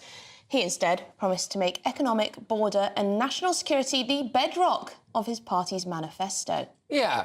So we were all expecting this morning, all the headlines were Keir Starmer's going to make security the bedrock of this big speech that he's doing near where he grew up. We can go now to GB News political correspondent Catherine Forster, who has been with the Labour leader today. Catherine, thank you very, very much. Can I ask, what has he actually said about security? Yes, good afternoon, Patrick and Emily. Yeah, I mean, Rishi Sunak has been painting this as about security, saying effectively, better the devil with you know, stick with us, we will keep you safe. Now, Sir Keir Starmer is trying to say change is what's needed, but don't worry, we will keep you even safer. So talking about security, economic, border, national, economic, saying we're going to be careful with the money. We know there's not a lot of it about. We're going to be super mindful of that with the decisions. We're not going to make wild promises. Border security, well, I asked him specifically about the Rwanda plan, and he said, well, you know, he believes that Rishi Sunak knew it wasn't going to work, and that's why he called the election now, so that it couldn't be proven not to work. But nevertheless, some questions aren't there. Given 10,000 people have crossed the channel, Keir Starmer, yes, they've said they're going to process claims quicker. They've talked about their border security command, cracking the gangs. But, you know, the government say they're already doing those things. Without some sort of active deterrent, how are you ever going to crack this, and national security too. He was asked about the situation in Gaza and Israel. He was asked for a message to Netanyahu. He said simply stop. He's in favour of a ceasefire and ultimately a two-state solution for Palestine and Israel.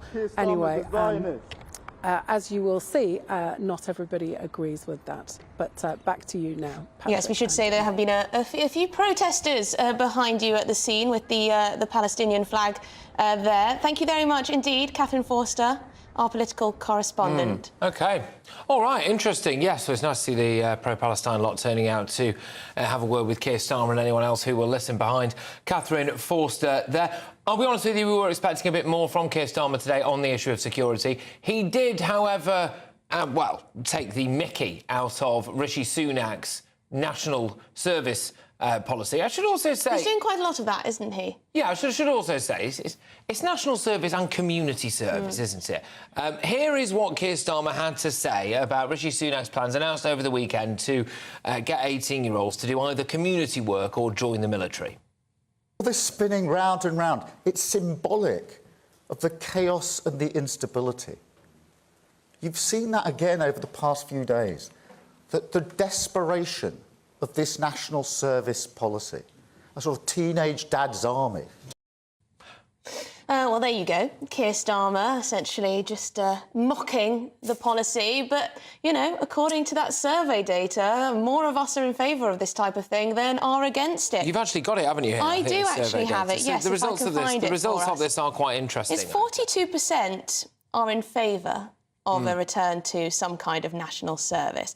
And I think it is 34% who oppose. So that makes it 42% for, 34 oppose, and net support of 8. Of course, when you look into who those people are, it's the youth, the younger people who aren't too much in favour of this, and it does tend to be those 65 years and plus who are more in favour of this type of policy, which is probably not that surprising. Well, it's not really, but I think, you know, it's important to emphasise that this is not just about joining the military, it's about doing things like delivering prescriptions for the elderly one weekend a month. And I don't know, I look at that and I think, well, is that not maybe quite a good thing for society? But I tell you who I wonder whether or not they think is a good thing for society is the actual royal family. Because as a consequence of Rishi Sunak's national service announcement, royals could be forced to spend a year in the military or volunteer. Under the plans, there would be very limited exemptions from participation, most notably Prince George, Princess Charlotte and Prince Louis. They could face the call-up if the Tories were to win the election and introduce the policy. Right, well, let's now speak with royal commentator Richard Fitzwilliams about all this. Richard, yes, lots of headlines today saying royals could face national service. But how different is this from the actual status quo? Lots of royals do very much sign up to the military and do get involved with a lot of volunteering, as is their duty. No, you're absolutely right there, because if you look down the centuries, there has been this very, very special relationship between the royal family and the military, because kings used to lead their armies into battle. One thinks of George II getting it against the French. This was the last time it actually happened. But if you look, for example, at several members of the royal family, both past and present. I mean, if you look at Princes William and Harry, they were both commissioned into the Blues and Royals. As we know, Harry's had 2 tours of duty in Afghanistan. We had Andrew and helicopter pilot in the Falklands. And also, of course, the Queen was the last monarch to see service in the Second World War.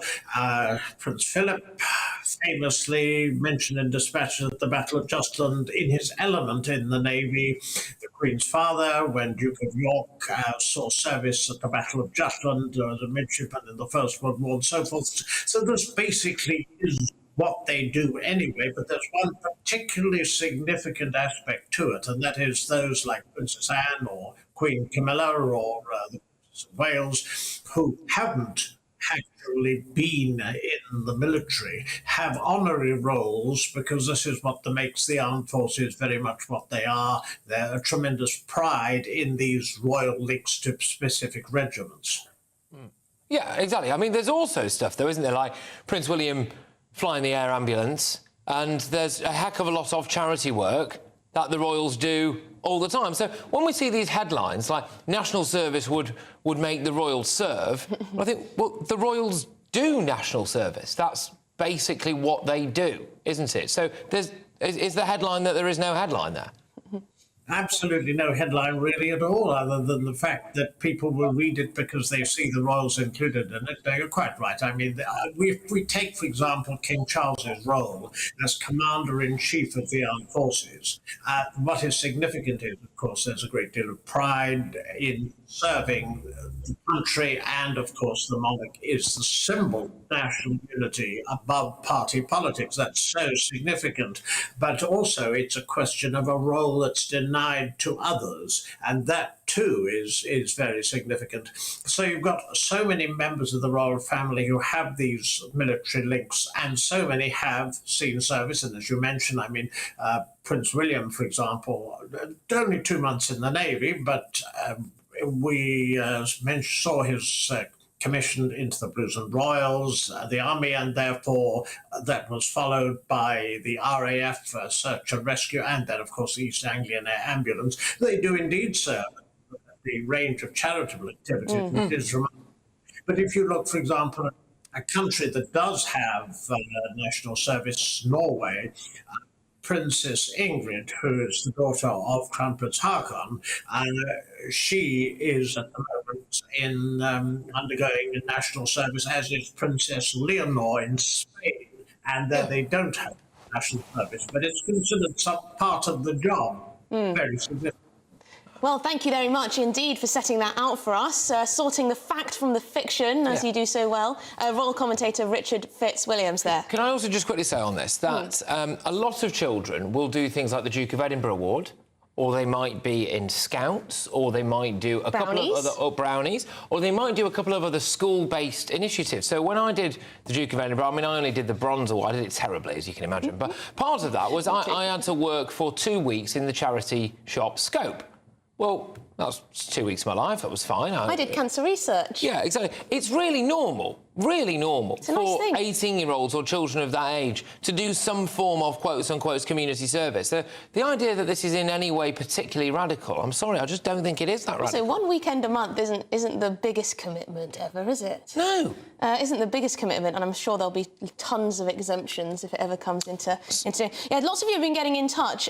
Some of you on this private school issue. Mel says, Emily and Patrick, when discussing Labour's plans to impose VAT on private schools, Labour have stated that their independent research tells them that the thousands predicted pupils leaving for the state sector will not happen. Wow. And the scheme will raise billions. Mel's asking, can you ask a Labour representative who provided this independent research?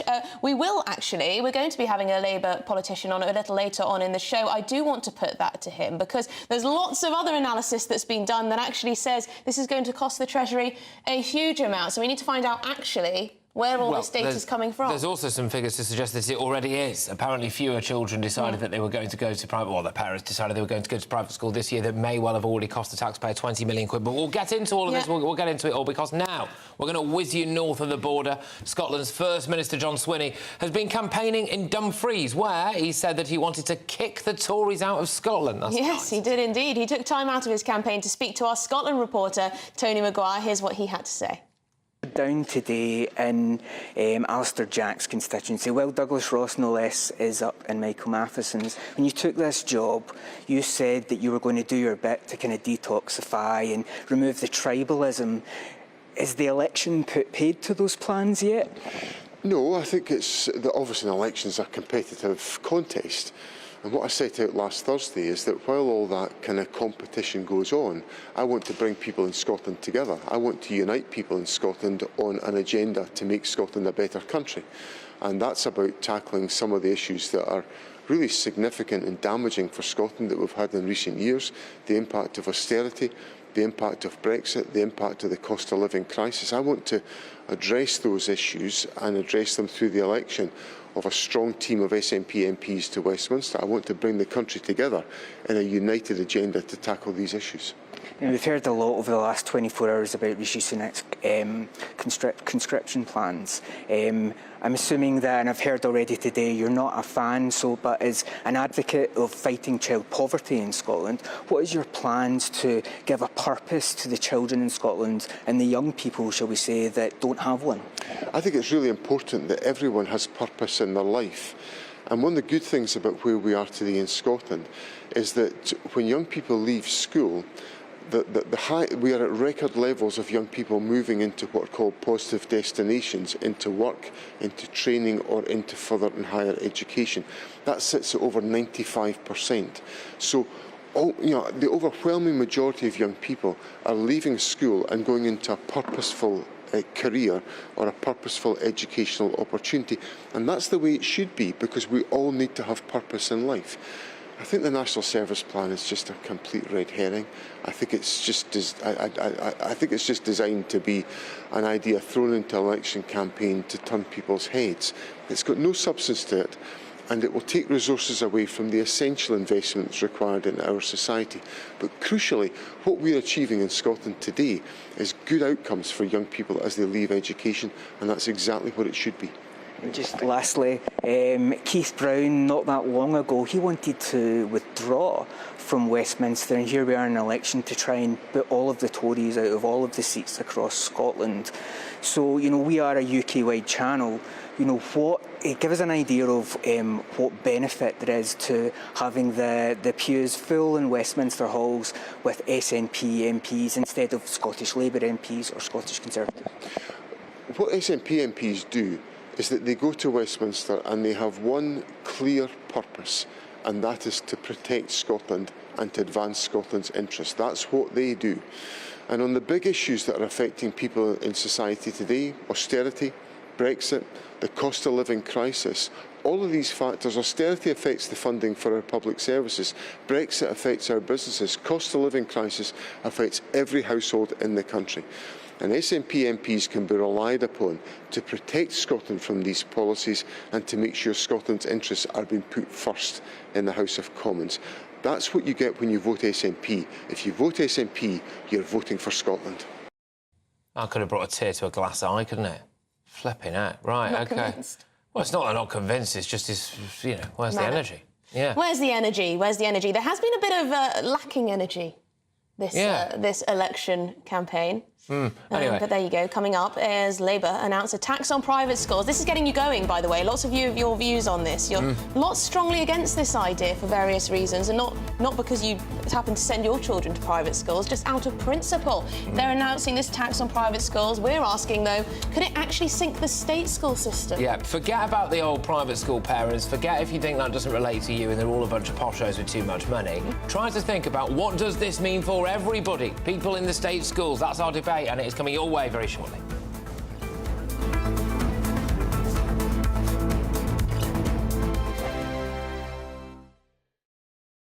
This is GB News, Britain's news channel.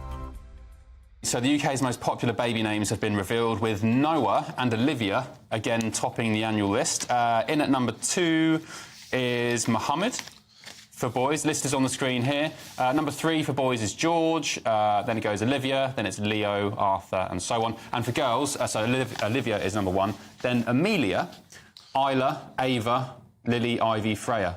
There we go. Any of those names take your pick? Where's Dawn, by the way? Well, yeah, there's on the Telegraph website, right, there's a really good way linked into this where you can actually put your name into the search engine, and these are names from 2022, by the way, and it tells you how common your name was. And I did put Dawn in. It's never been that popular. Can't think why. And there were only 5 babies named Dawn in 2022. Really? That's surprising. It's not a full confession here, right? My middle name, Mum, I hate you, is Maureen.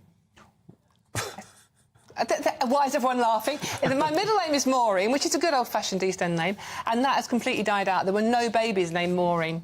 Well, it's interesting, isn't it? Names like Keith, for example, Peter. Would you call a baby these days Keith or Ian? Baby Ian? Without a doubt. I feel like I'm in a persecuted minority, you see, because later on, when I'm watching the boxing with Terry, Steve, Mick, Phil and Kev, right, and Peter, there are no such names featuring in this list. We are dying out. Our names will soon be gone forever, and I feel victimised by it. Likewise, I should think we should start a campaign group and go on a protest march through London. Cans, what do you make about Mohammed being number 2 for boys' names? You know, I'm not going to comment on people. You know, they're going to call what they want to call. What I find interesting is people that do double barrel because they can't decide, and you know, a lot of people do that, and that's a bit difficult because I think you should just pick a name. You know. I tell you names that are falling down the list though: Harry and Meghan. In the GB newsroom, we bring you the news as it happens. With our team of dedicated journalists across the UK, GB News brings you accurate reporting of the day's topical agenda. When the news breaks, wherever and whenever it's happening, We'll be there. This is GB News. The People's Channel, Britain's news channel. If you want your news to be straight talking, this is a nightmare for the Conservatives again. Down to earth. It's not just Nottingham where this is happening, is it? And most importantly, honest. Hard-working, middle-class taxpayers, they'll get their book thrown at them. They catch me, Martin Daubney, Monday to Friday, 3 till 6 p.m. on GB News, Britain's news channel. Every Saturday, 10 till 12, we'll bring you all of the news that you need to know. We'll also remind you that there is so much to smile about. It's my favourite time of the week. I get to relax, enjoy some light-hearted stories, and let Ellie teach me about fashion too. That's Saturday Morning Live, every Saturday, 10 till 12. Only on GB News, Britain's news channel.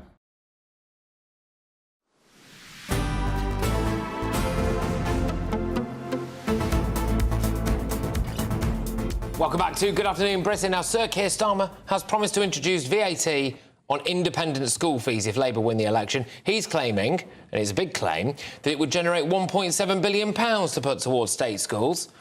Yes, Alton School, a private school in Hampshire, has announced already it will shut its doors for the final time this summer, with parents describing the likelihood of a Starmer victory being the final nail in the coffin. Clearly, there's a lot of parents out there who simply won't be able to afford these fees. So, look, this is a massively controversial point on a few different areas. So Labour have doubled down on their plans to introduce this 20% tax on fees straight away. So 4th of July, straight away, 20%. But will this actually now ruin the state school system rather than help it? Well, joining us now is head teacher at LVS Ascot, Christine Cunniff, and director of New Education Forum, Callum Robinson. Thank you very much indeed for joining us today. Christine, you're a head teacher at a private school. You must have been speaking to parents about this. What do you think the impact of this policy will be? I think it will be disastrous. And the Labour Party are basing it on the Institute of Fiscal Studies. But the Adam Smith Institute have contested this. It's been contested in The Guardian, The Times and The Telegraph, and even the Taxpayers Alliance, that it will not bring in that revenue for the government. In fact, it could cost £1.6 billion to the government. Displays hundreds of thousands of children, including 111,000 children with special needs. It will put pressure on the state system and will affect every single child in the UK.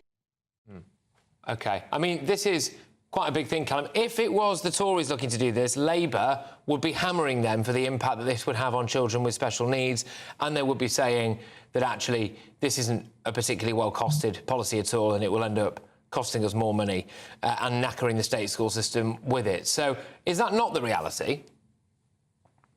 It's a difficult one. I think as we get more details of the policy, it becomes really evident that actually the people who end up picking the bill for this will be the British taxpayer.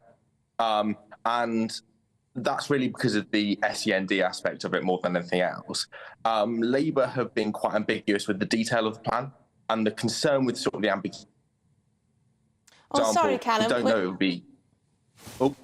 Sorry, we're just breaking... Your line's breaking up. If we can try and resurrect that somehow, we'll come back to you. But we'll come back to you, Christine, for now, while we get that fixed. Christine, it's very confusing, isn't it, all of these different analyses about the cost of this policy. As you mentioned, the Adam Smith Institute say this is going to cost the Treasury an absolutely enormous amount. 1.5 billion is what they say. But the Labour Party, they continue to insist that actually this will bring much needed cash into the state system. And a lot of our state schools don't have enough money as it is to fulfil their needs. So, you know, if this is going to help out the state system, surely that's a good thing. Well, I think the problems in education need to be addressed. They certainly do, and it's not just money. You can't throw money at a problem. It'd be like a boat with a hole in it. You've got to address the actual problems they are. Now, if it were to raise money, fair enough, but it's not going to. And meanwhile, the children are the ones who are going to suffer. They're going to be displaced. Think if this comes in straight after the general election on the 4th of July, if they're successful, how do you think Year 11 and 13 pupils are feeling? How do you think SEN pupils and their parents are feeling?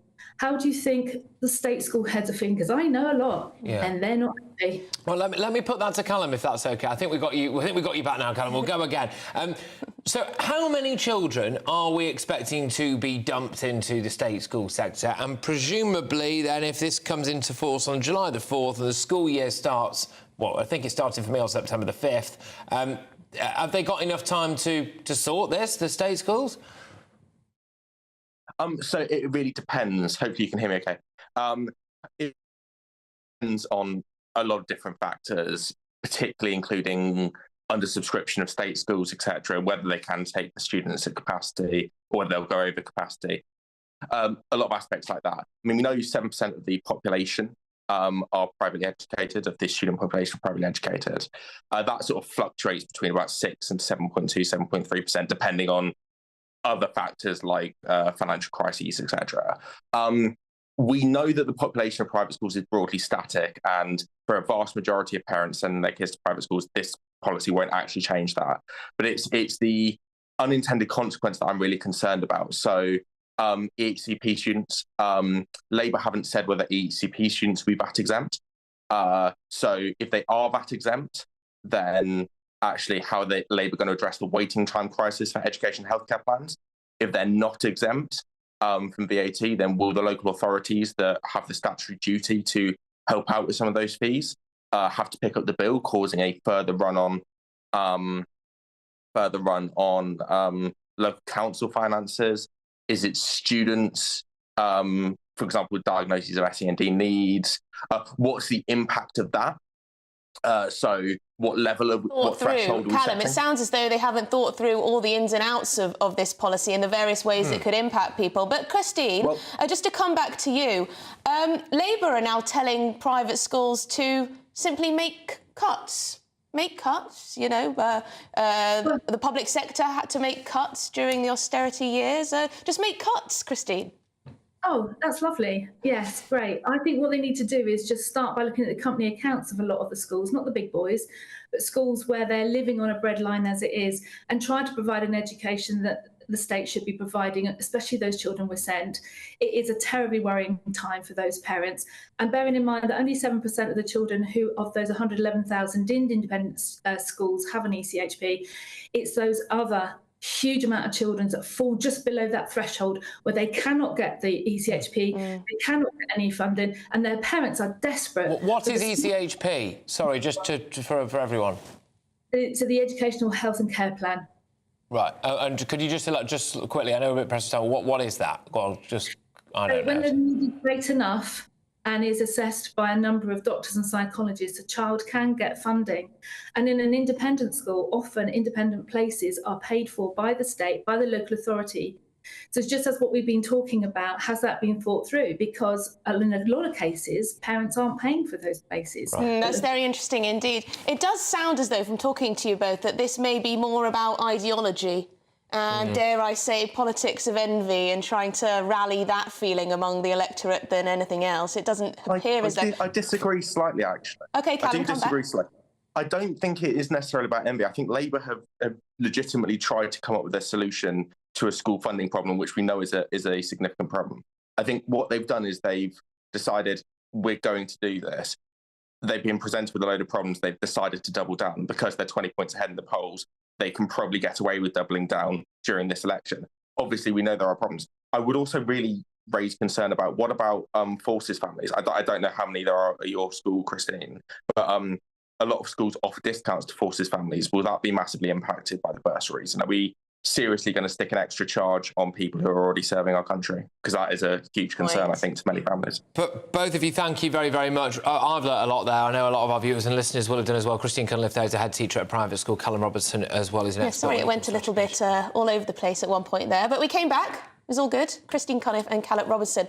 Coming up, Wes Streeting has conceded that females shouldn't have been written off as bigots. Well, that's nice. When they voiced concern over various issues relating to trans and transgenderism. We'll discuss this after your headlines with Tamsin.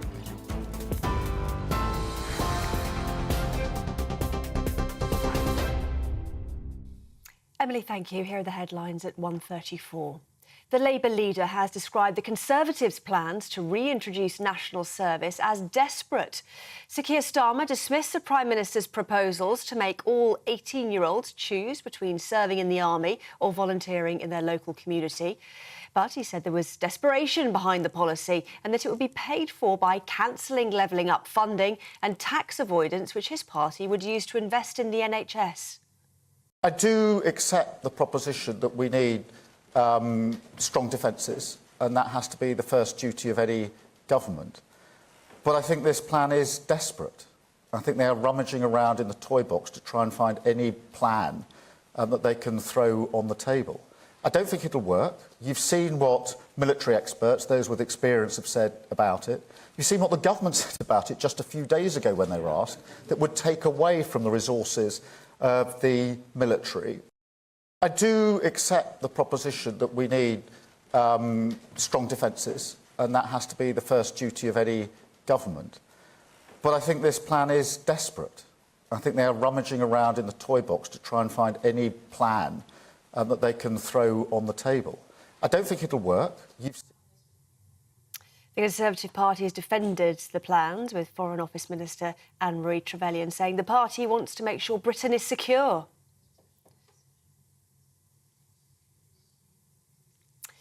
Police investigating the fatal stabbing of a woman on a Bournemouth beach have released CCTV images of a hooded suspect. A 34-year-old woman was pronounced dead on Durley Chine Beach on Friday night, whilst a 38-year-old woman was taken to hospital with serious injuries. A 17-year-old boy was arrested on suspicion of murder and remains in custody. Dorset police are urging anyone who recognises the person in the CCTV picture to get in touch urgently.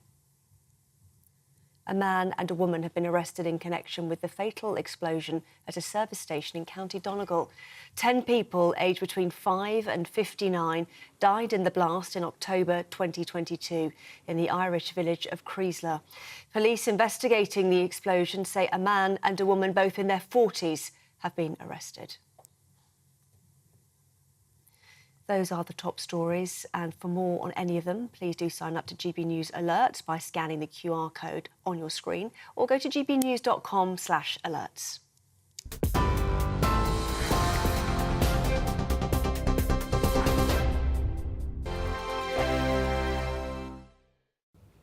Good afternoon. Welcome to your latest GB News weather from the Met Office. Well, there will be plenty more heavy showers on the way for many of us today, these turning heavy and thundery at times, all thanks to this area of low pressure situated across the UK. Various occlusion features pushing their way eastwards will bring a focus for those showers through this afternoon, and it's eastern parts of Scotland, maybe into northeastern parts of England, that we're likely to see those heaviest showers this afternoon, again with some hail and thunder mixed in too.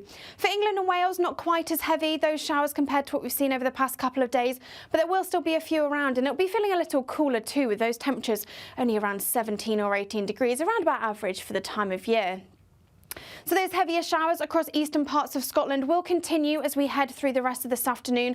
Again, some hail and thunder mixed in into this evening, and they could be quite slow moving, but slowly pushing their way eastwards as we head into the latter part of the day. Some showers across Northern Ireland and northern parts of England too, and again, these pushing their way eastwards into Monday evening. The showers across England and Wales will gradually start to ease as we head into the latter part of the day, but there is some rain arriving out towards the southwest, and that will slowly push its way north and eastwards as we head through Monday evening and into the start of Tuesday. The showers elsewhere do gradually start to ease overnight, so there will be some clear spells around. And under those clear spells, we could be turning a little chilly with temperatures dropping into the single figures. But under all that cloud and rain, likely to stay that little bit milder. Temperatures here around 12 or 13 degrees to start on Tuesday. So that does mean it's a bit of a damp start for Northern Ireland, Wales and southern parts of England, and that rain does push its way north and eastwards as we head through Tuesday daytime. Some early brightness across parts of Scotland and northeastern parts of England, but that rain does eventually arrive through the afternoon. Plenty of heavy showers as well across parts of northern England, Wales and southwest parts of England, and temperatures again around about average for the time of year. The latest GB News travel. Good morning, I'm Julian Brett. In Berkshire, the westbound M4, we've got a heavy delay after an accident. That's just after junction 13 for Cheveley and Newbury. Eastbound M4, we've got a delay through the roadworks just after junction 14 for Hungerford. Very, very slow along that stretch, not helped by a broken down car earlier on. Northbound M1 is struggling. Again, that was after a car broke down between junction 8 for Hemel Hempstead and junction 10 for the Luton Airport Spur Road. In the West Midlands, the southbound M5, we've got emergency repairs underway, blocking a lane on the exit slip at junction 3 for Birmingham. In Cheshire, the northbound M6, we've got very, very heavy delays past another broken down car. That's from junction 18 for Holmes Chapel along to junction 19 for Knutsford. There's more in an hour. You can stay up to date throughout the day by visiting our website gbnews.com.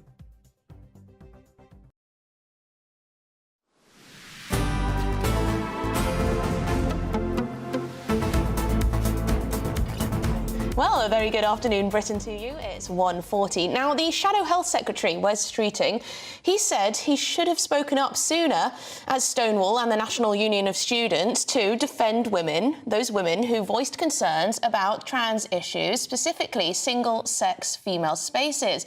He said that women should not have been written off as bigots because they wanted to protect these women-only spaces, and said he regretted that he'd not spoken up sooner in support of women with gender-critical views.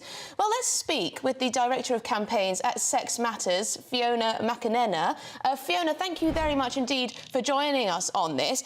Wes Streeting, he's had a bit of a complicated relationship with this issue over the months and years. Do you understand where he stands now?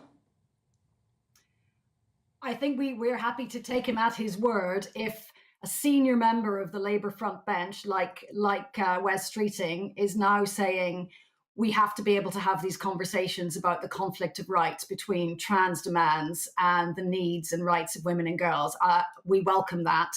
I think the number one thing that we'd love to see, whoever wins this election, is that they clarify the Equality Act, because that's the place where all of that, or where the rubber hits the road. You know, everyone is protected from discrimination, from violence, but there are times where sex matters and we can't pretend that people have changed sex, because they can't do that. And so it's really, really welcome to hear Wes Streeting say this. Yeah, but Fiona, there is a massive issue at play here, which is that it's all very well and good for Wes Streeting to say you're not a bigot if you don't want men in your changing rooms. But unfortunately, the Labour Party also wants to make it easier for adults to change gender, which would mean more men in women's changing rooms. So how do you feel about that? I think it depends on what this notion of changing gender means. You know, the law, in theory, says that you cannot self-identify into the space that's reserved for the opposite sex. And whether you have a piece of paper that says you've changed sex doesn't, well, it's a little unclear. That's what needs to be clarified. But for example, in sport, right now, it's crystal clear that there is no need for sports bodies to be letting men who say they're women take part in women's events. That can be changed right now. So the really important thing here is to have politicians leading the conversation and enabling all of us who want to have this conversation to speak the truth and sort this out. Who do you trust more when it comes to this issue of protecting female-only spaces? The Conservatives or the Labour Party? Because the electorate have a choice, and this is an issue for quite a few women out there. I think it's an issue for some men as well as women. I don't know the answer to that question. I have not decided yet who I will vote for. But as a charity, we at Sex Matters will welcome any move by an elected politician to clarify the Equality Act and to defend the rights of women and girls. Is there a degree of cynicism at play here? Because I think before the cash review, that we were not hearing this from the Labour Party at all. In fact, it was quite the opposite. In fact, there was some really quite strongly worded, very, very emotional and fruity language involved as well when it came to people who were saying the kind of things that you say, that many people say out there. So this reverse ferret is one of quite epic proportions, isn't it? Is there an issue with credibility here? Well, I think a lot of politicians have made a change. And I think what's really exciting here is how far the conversation has shifted to now have senior politicians explicitly saying we're not, women like us are not bigots. This is a legitimate concern. I think that's a much better place in which to move forward. Yeah. Yes, I think so. Thank you very much indeed, Fiona McInerney. You are the Director of Campaigns at Sex Matters. Always great to speak to you. Thank you. It strikes me there is an issue at play here, which is you can either be very angry at the stuff that has happened under a Conservative government for the last 14 years when it comes to the encroachment of women's spaces and the fact that we've had this whole hoo-ha about it all, or you can, not believe Labour over what they're saying now. To be fair, though, this is an issue that in most Western countries has been massive over the past few years. Yeah. And all countries seem to be finding it difficult to handle. All governments, because there's all these conflicting rights. And as Fiona said there, this all comes down to the Equality Act and all of that legislation and regulations that sometimes conflict and get a bit confused. How do you apply those and all this? Gender, sex, everything else? I wish I could have a look into an alternate universe where the cash review hadn't happened, right? And just to see whether or not the likes of Wes Streeting and some other prominent Labour voices would now be coming out and changing their tune. Yes, the cash review allowed everyone to sound very reasonable, didn't it? Suddenly, everyone agreed with the cast review and they'd said quite extreme things on either side, Yeah, indeed. Yes, but maybe that's a good thing, The cast review has given a lot of people, the strength to say what they know to be true. Yeah, how are Labour going to marry up the idea, though, of over-18s finding it easy to change gender and then also saying we want to protect women's spaces? I'm not sure how they can make that work, but hopefully they will enlighten us over the next 5 and a bit weeks, won't they? Yes, it's very easy to talk about these things, talk about them, but then actually to find the law to match is a bit trickier. Anyway, coming up, more plane passengers have been tossed from their seats. We're asking why there has been such an alarming rise, or so it seems, in turbulence over just the last week. That's to come, we'll find out. This is GB News, Britain's news channel. Have government done enough, do you think, to actually help them out? I think there will be occasions where people have tried to run a venture, whether it be a pub, a restaurant or anything sort of like that in the hospitality sector, and it hasn't become commercially viable because of costs, because of bad accounting or because of bad business people. That is just a fact of life. That happens in every sector. So there will be pubs that are closing because they've been poorly run. But I do think there will be occasions where people are forced out of the market. So if local councils aren't being able to pass on business rates, for example, maybe central government can do more. It always tries to do more to cut beer duty and things like that to keep pubs going. So I don't think it's necessarily just as plain as what James is saying, is that, bad pubs will just inevitably be falling by the wayside. The idea that you two gentlemen, you raging capitalists, support the government stepping in to protect pubs seems to be particularly peculiar. If a pub isn't commercially viable, it has to be allowed to fail. Well, Sadiq Khan, he has a nighttime czar that he pays well over 100 grand. Yes. And businesses are going under like you wouldn't believe in London. She's a real nightmare. What's your point? Well, the point is that Labour aren't exactly helping out these businesses, are they? So I'm saying that pubs should not be protected by the state. I'm all for a pub. Well, I'm not suggesting that we subsidise pubs. Well, that has been suggested. That's what James May is railing against. Although I have to say, it's all very well for James May and presumably his very posh gastropub. But if a pub is not fit for purpose, and May makes this point, you've got to have decent, clean loos and a clean pub. And also, realistically, in this day and age, times change. You've got to put on some decent grub as well if you want it to survive. We can't have the government stepping in to save our pubs. And anyway, my understanding over the last 10, 20 years, as a percentage, we haven't lost that many pubs. So they're not going under anytime soon. GB News is Britain's election channel. And when the big stories break, we're tackling them on Britain's newsroom. When we disagree, and we disagree a lot, it's even livelier than normal. We don't disagree that much. We do. His comedy, though, is revolting. I knew her, and unlike you. That explains Beverly Turner's temperament. It's a bit frothy in here, isn't it? He'll have one of me one day. For dartball practice. Britain's newsroom on GB News. Weekdays, 9:30 a.m. GB News, the People's Channel, Britain's news channel. Are the newspapers getting you down? My wife didn't divorce me that month. Struggling to separate the wheat from the chaff? I know that it's a bit of a circus at the best of times. Well, don't worry. Headliners has got you covered. We'll take the burden of reading the day's news, and if we get depressed, who cares? It's an occupational hazard, frankly. That's Headliners on GB News from 11 p.m. till midnight, and the following morning, 5 till 6 a.m. on GB News, the comedy channel. Nah, just kidding. Britain's news channel.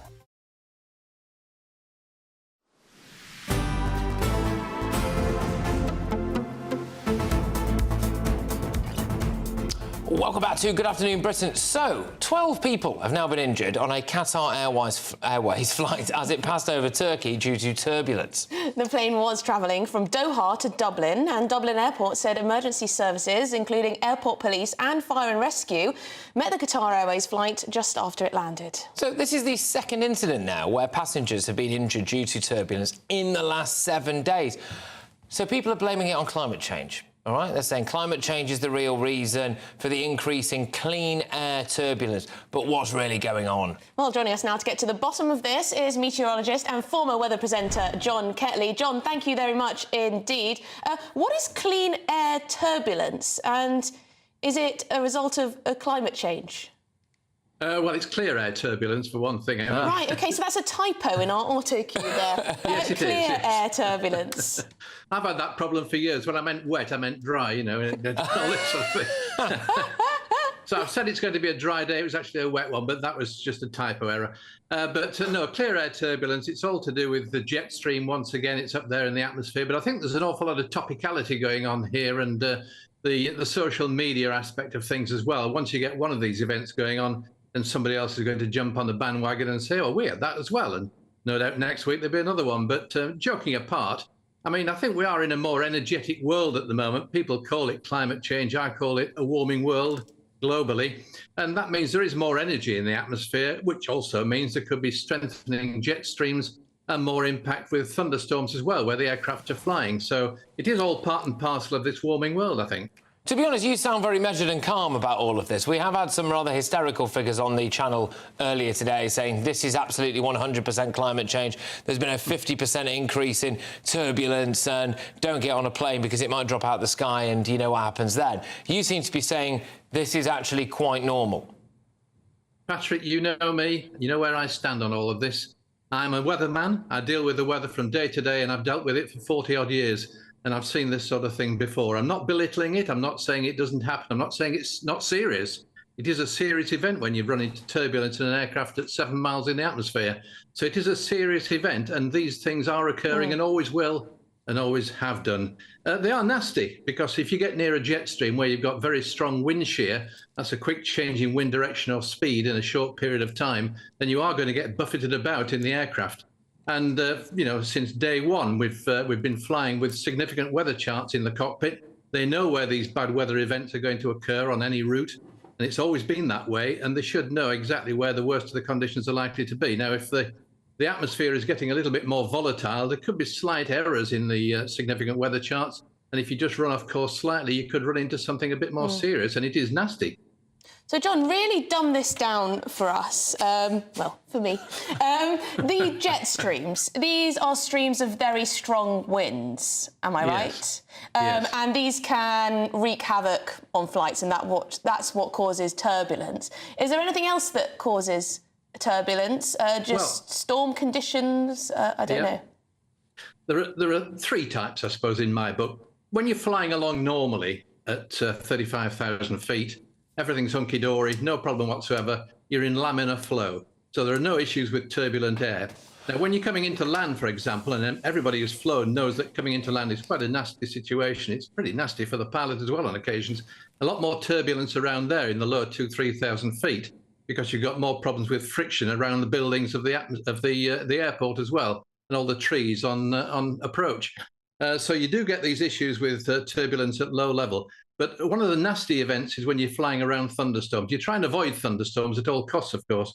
But there are situations like the one going over Turkey, I suspect, was flying around thunderstorms, and they were maybe far too numerous to avoid. And when you get the turbulence around cumulonimbus clouds, there is an awful lot of energy going up and down in that huge cloud, which may be to a depth of 45, 50,000 feet. And it's very difficult to avoid them. And so you're bound to get impacts, you're bound to get turbulence, and you will get thrown about, there's no question. Fascinating. Thank you so much for coming on the show today to explain that all to us. John Ketley, you are a former weather presenter and a meteorologist, of course. Thank you very much. So don't panic, everybody. You are seeing more and more of this online. Some of the routes for you as well. If you're going to Milan to Geneva, apparently that's in the top 10 most turbulent journeys. A lot of the other ones, I must say, are in and around China, or if you happen to be going from Almaty to Bishkek, which is the capital of Kyrgyzstan, then you are bang in trouble. But look, coming up, the election battle over young people is heating up, and also we're going to be hearing from Nigel Farage over his big hoo-ha in relation to certain aspects of the British Muslim community. Stay tuned.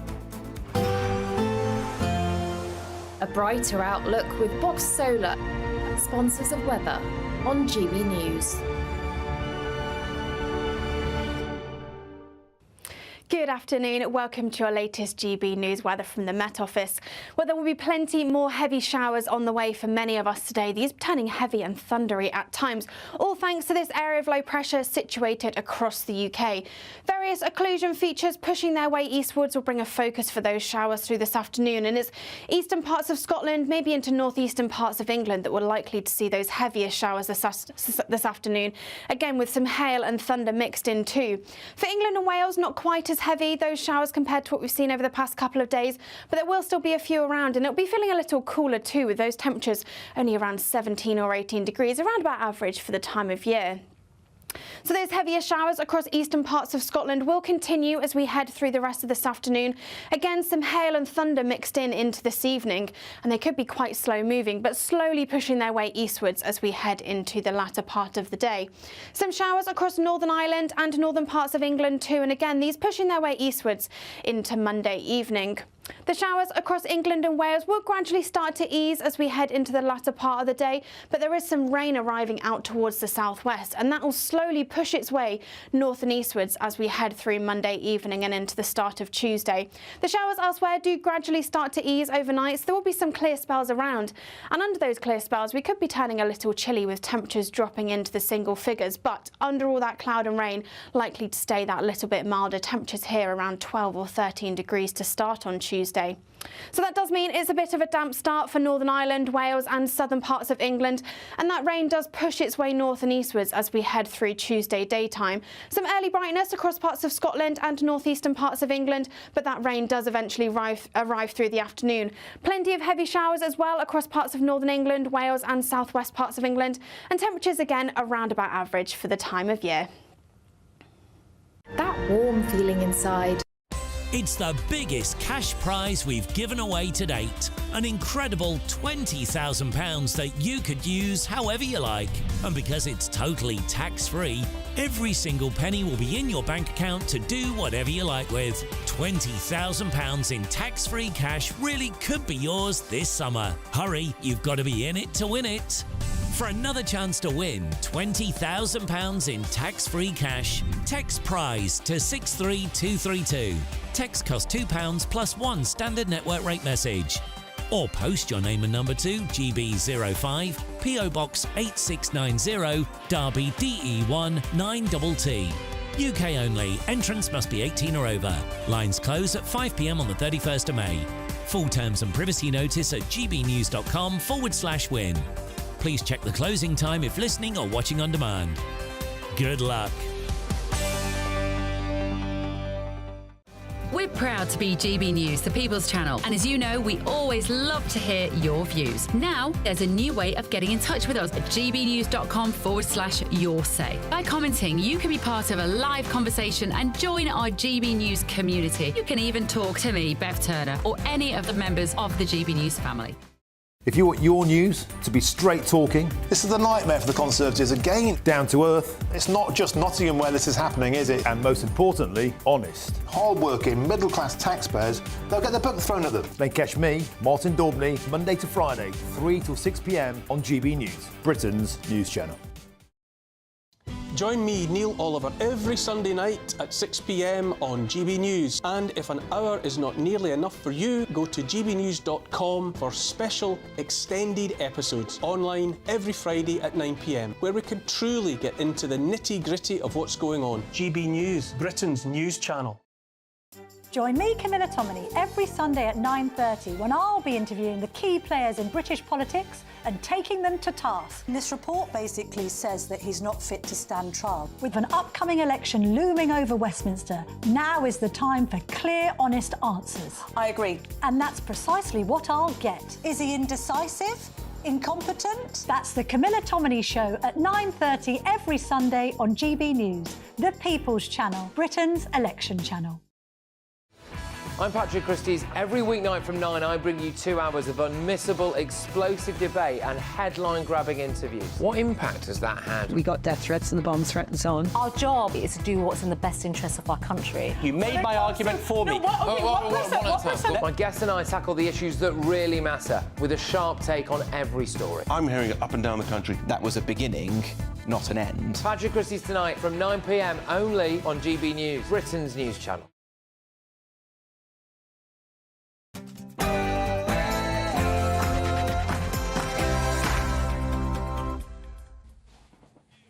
Well, good afternoon, Britain. It's now 2 o'clock on Monday, the 27th of May. I'm Emily Carver. And I'm Patrick Christie's. Now, the election battle over young people is heating up. Labour say let them vote. The Tories say make them serve. What will resonate more with the British public? And we are going to be speaking to Shadow Paymaster General Jonathan Ashworth of the Labour Party very shortly. Look, we're going to have to press him over Labour's private school taxation. We're also going to be pressing him on women's rights. We're also going to be pressing him, of course, as well, on a variety of different topics. They've got a lot to answer for, the Labour Party, so let's do it.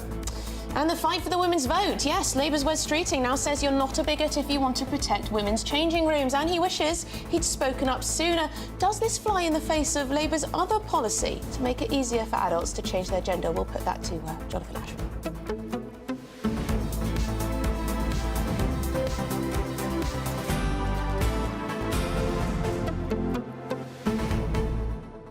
Another topic we're going to be talking about is Nigel Farage's viral comments about certain aspects of the British Muslim community. Do you think he was right to point out perhaps a perceived lack of integration and some concerns that were had there? We're going to play you some clips of that and we'll get your discussions. Go to gbnews.com/your say. But right now, it's your headlines.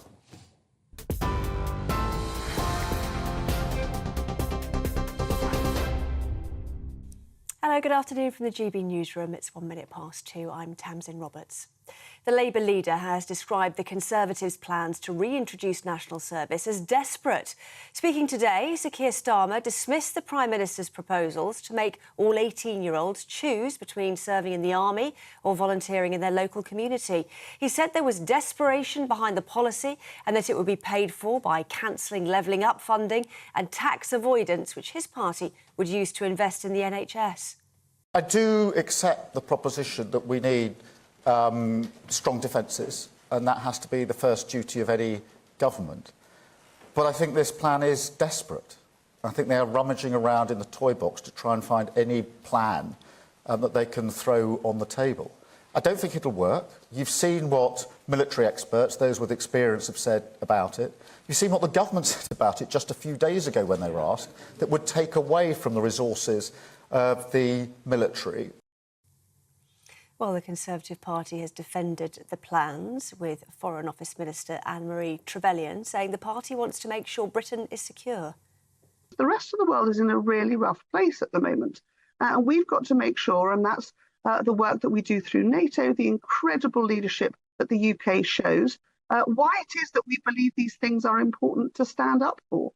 So I'm very surprised by anyone who thinks that those values, defending those values, ensuring our young people are resilient as individuals and as part of a community is something that they would think isn't a good thing. Scotland's First Minister says the SNP can kick the Conservatives out of every seat in Scotland as he campaigns ahead of the general election. John Swinney has been in Dumfries, which is part of Scottish Secretary Alistair Jack's Dumfries and Galloway seat. He says his priority is to bring the country together to tackle a range of issues. I want to bring people in Scotland together. I want to unite people in Scotland on an agenda to make Scotland a better country. And that's about tackling some of the issues that are really significant and damaging for Scotland that we've had in recent years. The impact of austerity, the impact of Brexit, the impact of the cost of living crisis. I want to address those issues and address them through the election. Those are the headlines, and for all the latest stories, sign up to GB News Alerts by scanning the QR code on your screen or go to gbnews.com/alerts. Now, back to Patrick and Emily.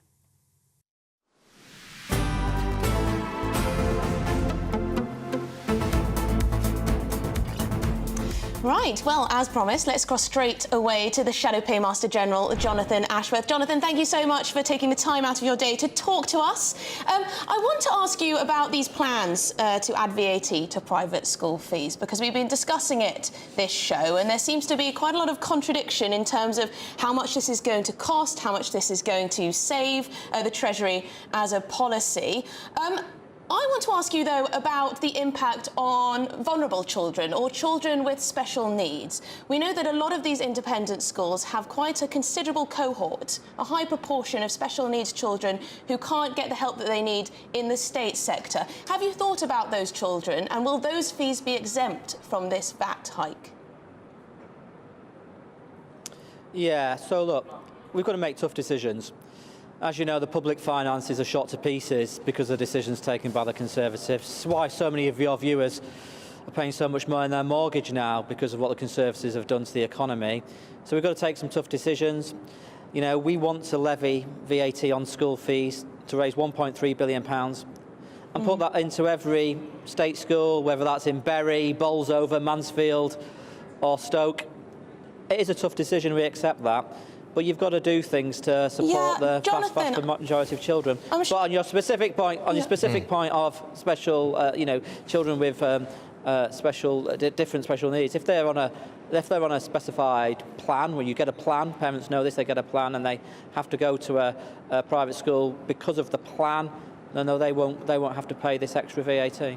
Yeah, because Julie Robinson of the Independent Schools Council, she's very concerned about this. She says that over 100,000 children receive specialist SEND support in our schools, that's special needs support, and she's saying that adding VAT on the parents' fees will disrupt education for thousands of them, and it will also have the negative impact on the state sector, because it will push all that demand onto our state sector, which in some parts of the country is already struggling with providing this kind of support. So has that been thought through, Jonathan?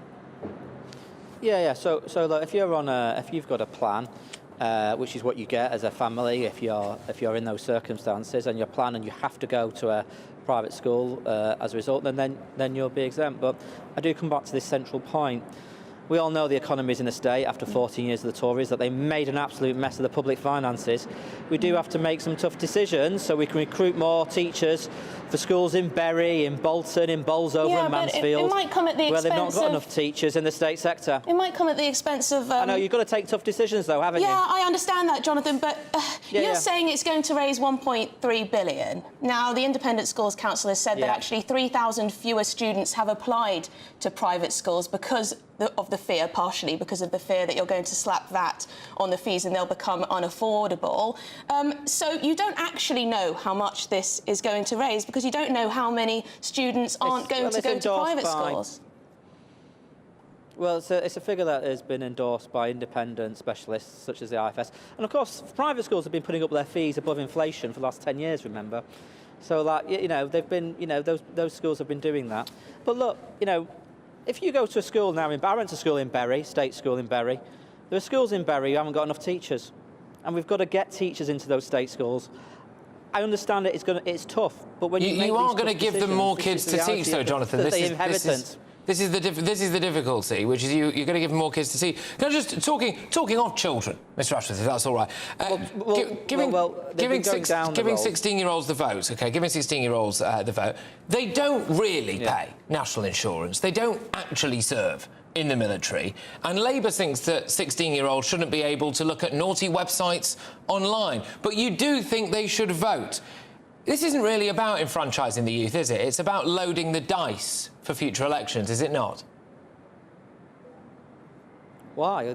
Why is it loading the dice? Because you will know as well as anybody else that the vast majority of 16-year-olds will probably be left-wing, and therefore, if you manage to mobilise that core group of people to go out and vote, you have secured yourselves in power for generations to come, Mr. Ashworth. Come on, don't treat us like idiots. Don't treat us like idiots. Who would you vote for when you were 16? I dare say I was more left-wing than I am now.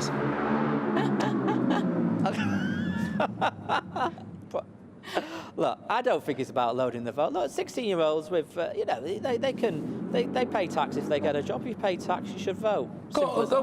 Seriously, how many 16-year-olds pay proper tax in this country? Why are you so worked up about it?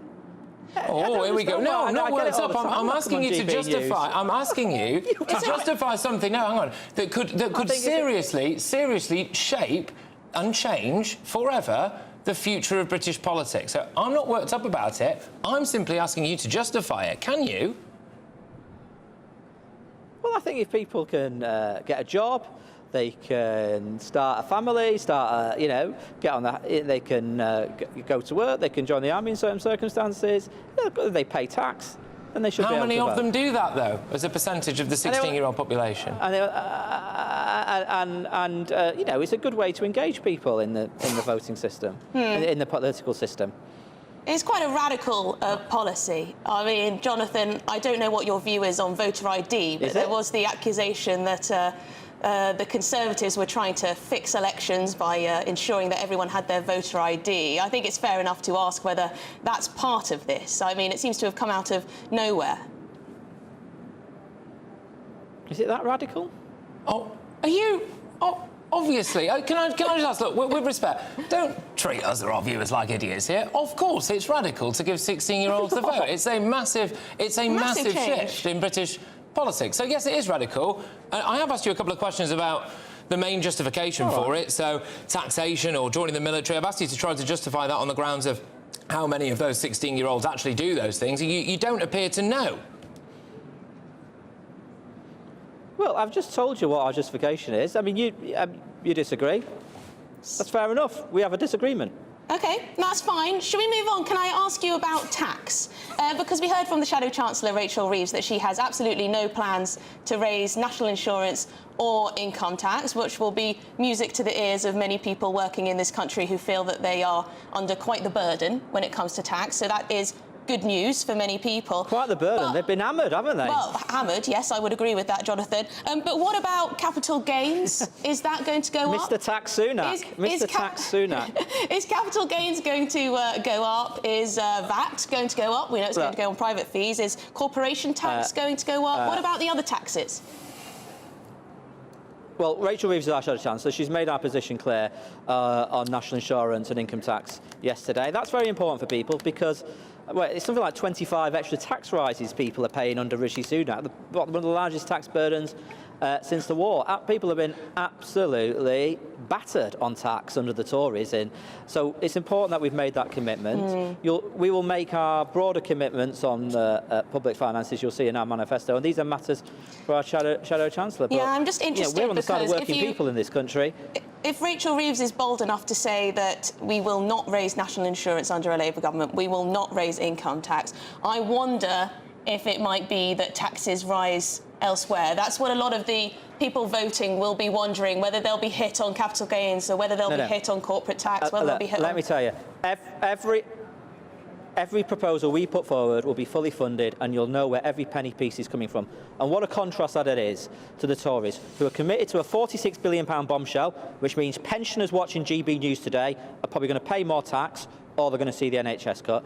And they've also unveiled this half-baked, ill-thought-through suggestion of what compulsory military service for 18-year-olds and national service. It's already unravelling, with different Tory ministers saying different things. The Tory party has had more positions on this today than the Kama Sutra, and the reason for that is it's completely half-baked and it is chaotic. It is chaotic. Jonathan, what have you got against? Chaos is typical of the Tories, and people.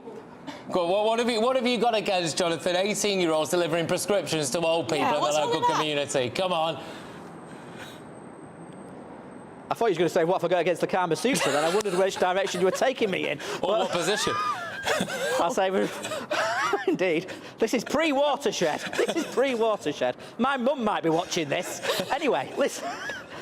No, the problem is it's completely up. The money isn't there. They're going to cut the money from places like Stoke, from Bury and Bolsover to put into this. You've had senior military figures like the ex-head of the army, Lord Dannett, saying the money isn't there. It's completely half-baked and it's unravelling already. Well, Lord Dannett was a career in the military is a brilliant career for young people. We spoke to Lord Dannett, and he was in some ways quite in favour of this type of thing. Yes, he did have some concerns about how it would be rolled out. More money. He said it's rolled out and how it would be funded. It's typical of the Tories. Jonathan, they make an announcement. I'm sorry, but they can't tell you where the money's coming from. They can't tell you how they're going to fund it properly. I've read your leaders' pledges, and they seem to be funded by non-dom, cutting down on tax avoidance and taxing school fees more. All of those are very... well, you can't be sure of how much you're going to raise from those, and different analysis suggests that they might actually end up costing us, costing the Treasury, because people change their behaviour, don't they? No, they won't. They won't. They won't. No, they won't. We think every one of those proposals is properly costed. Independent organisations have said the costings are correct, and that money will go into the NHS. It will go into schools. We've also got a plan to recruit more police and community support officers to crack down on crime. That's a clear, costed, serious plan, in contrast to a half-baked, chaotic policy which is unravelling when a different Tory minister comes on the TV and has a different set of answers. They've got more positions than the Kama Sutra. There he is again. Good lad. Right. OK, look, just one more with you, if that's all right. West Streeting today is performing a spectacular reverse ferret when it comes to trans issues and women's rights. So you're not bigoted now if you care about same-sex spaces, etc., and all of this. However, this seems to fly in the face of a Labour policy which wants to make it easier for people over the age of 18 to change gender. So would it be unfair to say a vote for Labour is a vote for more men in women's changing rooms? No, of course not. We've always been in favour of same-sex spaces and protecting same-sex spaces, which are in law in the Equality Act, brought in by Labour, by the way, that Equality Act. That was us. I, for a long time, used to campaign against the Tories breaking their promise on same-sex wards in the NHS. 14 years ago, they said they were going to get rid of them. Some of the breaches of that are some of their record levels. Of course, same-sex spaces will be defended under Labour. So under Labour, what would that mean then? If we have a higher influx of people being quote unquote trans women, will they be allowed to go into women's changing rooms? Look, there is same-sex spaces which will always be protected. There's obviously an issue with people who are born and their gender is different to the one that they're born with, and those people need to be treated with respect, with love, with care, and they need to be able to get the appropriate support. The problem is it becomes difficult, doesn't it? Everybody would agree with that. It becomes difficult when there's a conflict between women's rights. Right. Thank you so much, Jonathan. Thank you, Jonathan Ashworth, Shadow Paymaster General. Great to speak to you as always. All right. Thank you very much. Can we just have a very quick debrief on this? All right. So the 16-year-olds vote thing, the argument for it is that they pay tax and that they can serve in the military and that it's just a nice thing to do. He didn't know or want to say how many 16-year-olds pay tax or serve in the military. And I found that quite bizarre when he was trying to say that this isn't a radical thing. I mean, it's huge to allow 16-year-olds to vote. Of course it's radical. I mean, I don't have to hand which countries allow 16-year-olds to vote in general elections. It would be a massive shift in this country. It would be a massive shift. And he knows as well as we do that younger people tend to be more socialist, don't they? Tend to be more left-wing. So it would potentially help Labour in future elections, but he wouldn't be drawn on that, would he? Yes.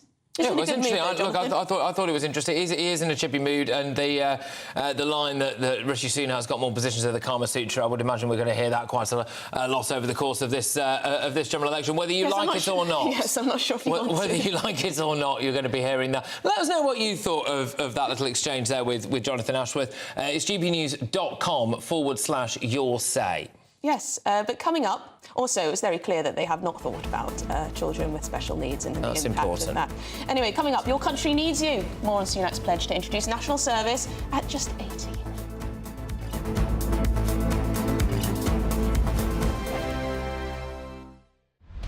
Britain's newsroom, weekday mornings from 9:30. Well, we're delighted about this because the boss of JD Wetherspoon has credited demand for fashionable Guinness as the pub chain reported a jump in sales. Now, Guinness has benefited from a boom in demand over recent years, shaking off its association with rugby lads and old men to appeal to a much younger audience and loads more women. We've got our Guinness here. Oh, yeah. Cheers to you. Cheers. I'm not sure about this boozing on air at this time of the morning, but I'll let you off on this occasion. As it's you, Tim, as it's you. Now, Guinness is an acquired taste for many people, so I'm surprised it's become so popular. Yes, it is a real surprise. I think it's always been a popular drink among the demographic you mentioned, the older guy. There's about 80 or 90% of pub trade over the last 30 or 40 years, and probably longer, are a similar range of products. But there's a varying 10, 20% according to fashion. You had vodka Red Bull 20 years ago. You had an Irish cider poured over ice, which came from no one knows where. You had Alco Pops. So there's an unpredictable range of products which have been the fashion of the moment. But the fashion of the moment, very unpredictably this time, is Guinness. And no one knows why. As you say, it's an acquired taste. Young people tend not to like it. Most of the fashionable drinks over the decades have been quite sweet, and Guinness obviously isn't. So yes, I think the Guinness brewery, St James's Gate in Dublin, they'll say it's brilliant marketing. But like the rest of us, they rely a bit on luck. In the GB newsroom, we bring you the news as it happens. With our team of dedicated journalists across the UK, GB News brings you accurate reporting of the day's topical agenda. When the news breaks, wherever and whenever it's happening, we'll be there. This is GB News, the People's Channel, Britain's news channel.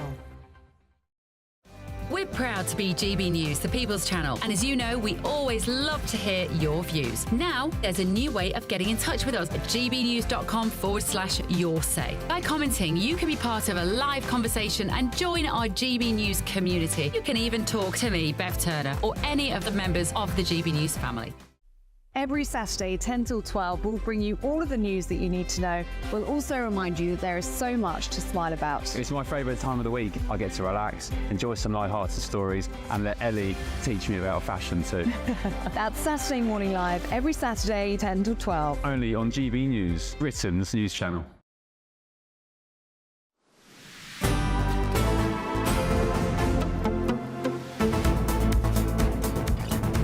It's 2:21. You're watching and listening to Good Afternoon Britain with me, Emily, and Patrick.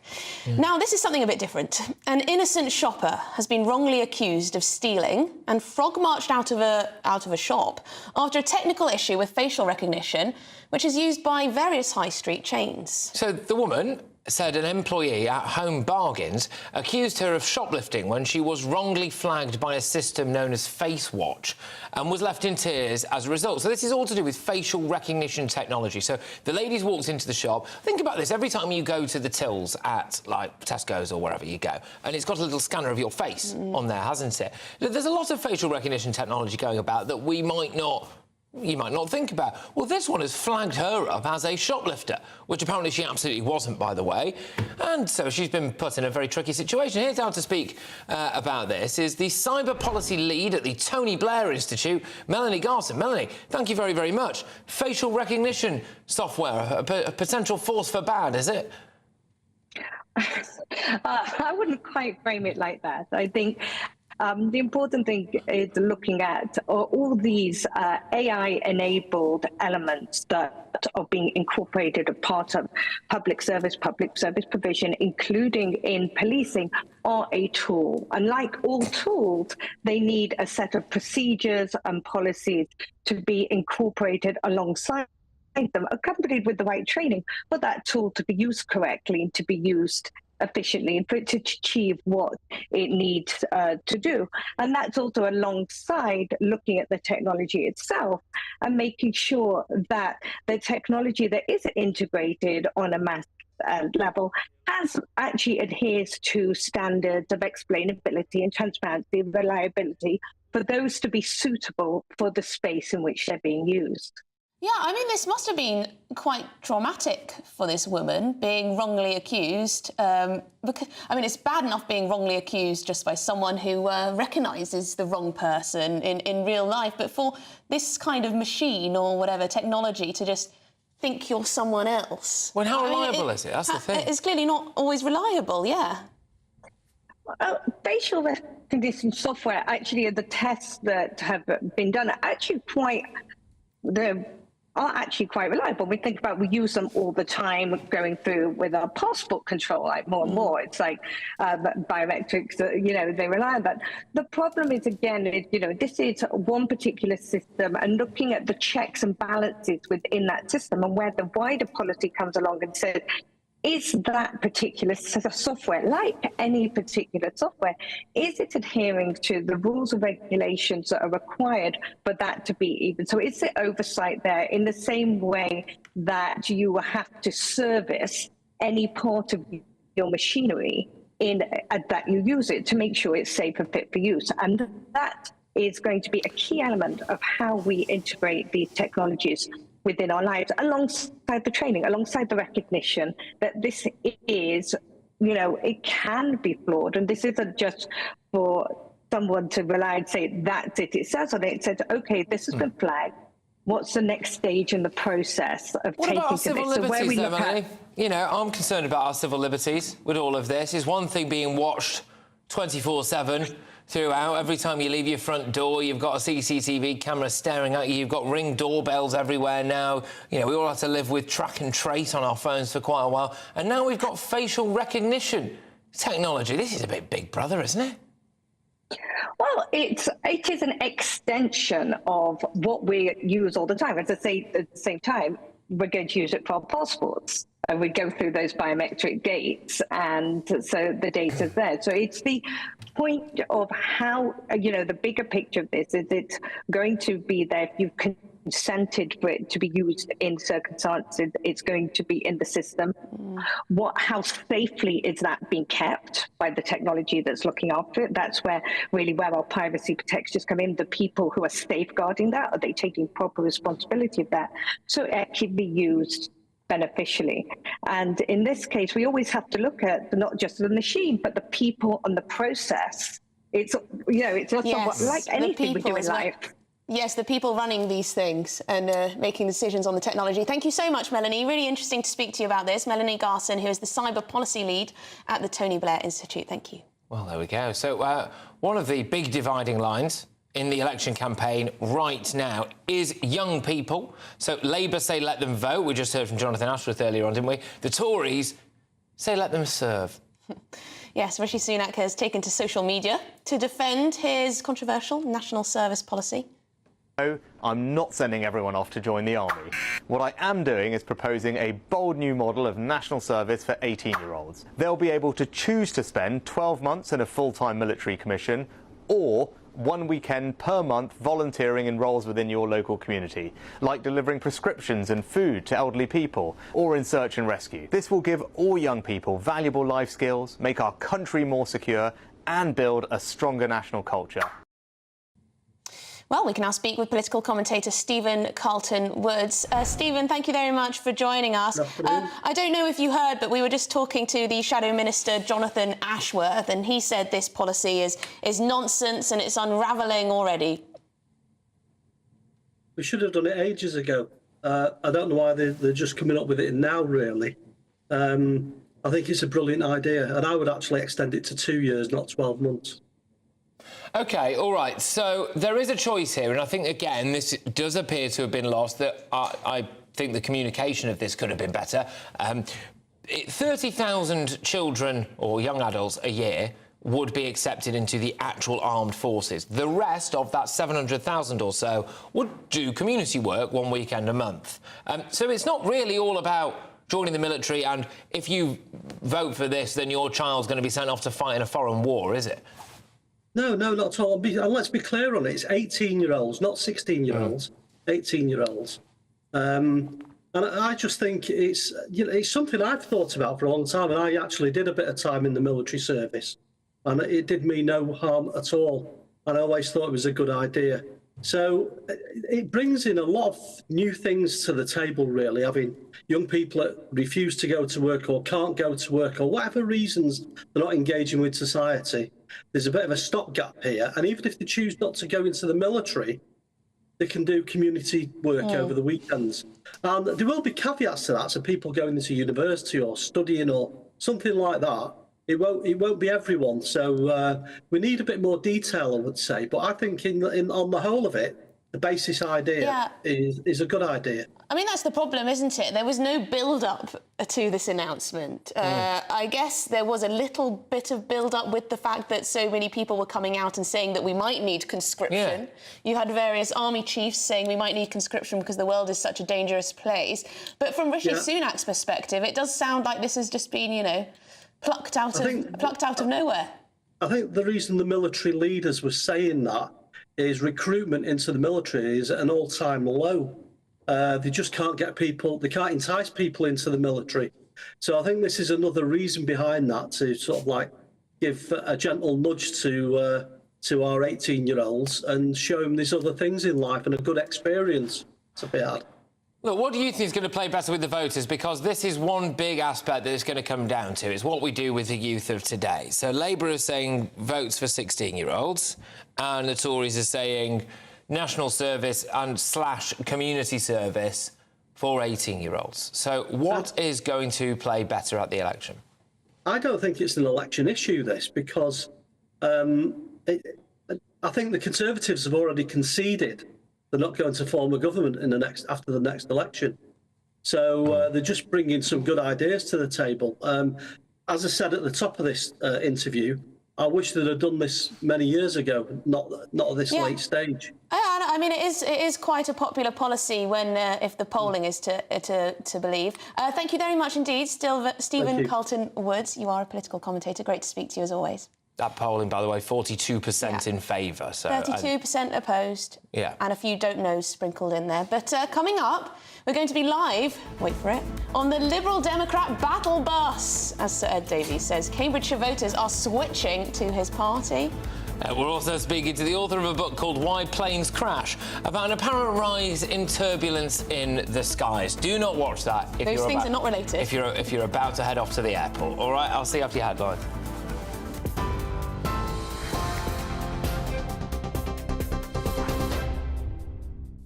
Good afternoon from the GB Newsroom. It's 2:31. Here are the headlines. The Labour leader has described the Conservatives' plans to reintroduce national service as desperate in his first major speech of the election campaign. Sir Keir Starmer dismissed the Prime Minister's proposals to make all 18-year-olds choose between serving in the army or volunteering in their local community. He said there was desperation behind the policy and that it would be paid for by cancelling levelling up funding and tax avoidance, which his party would use to invest in the NHS. I do accept the proposition that we need strong defences, and that has to be the first duty of any government.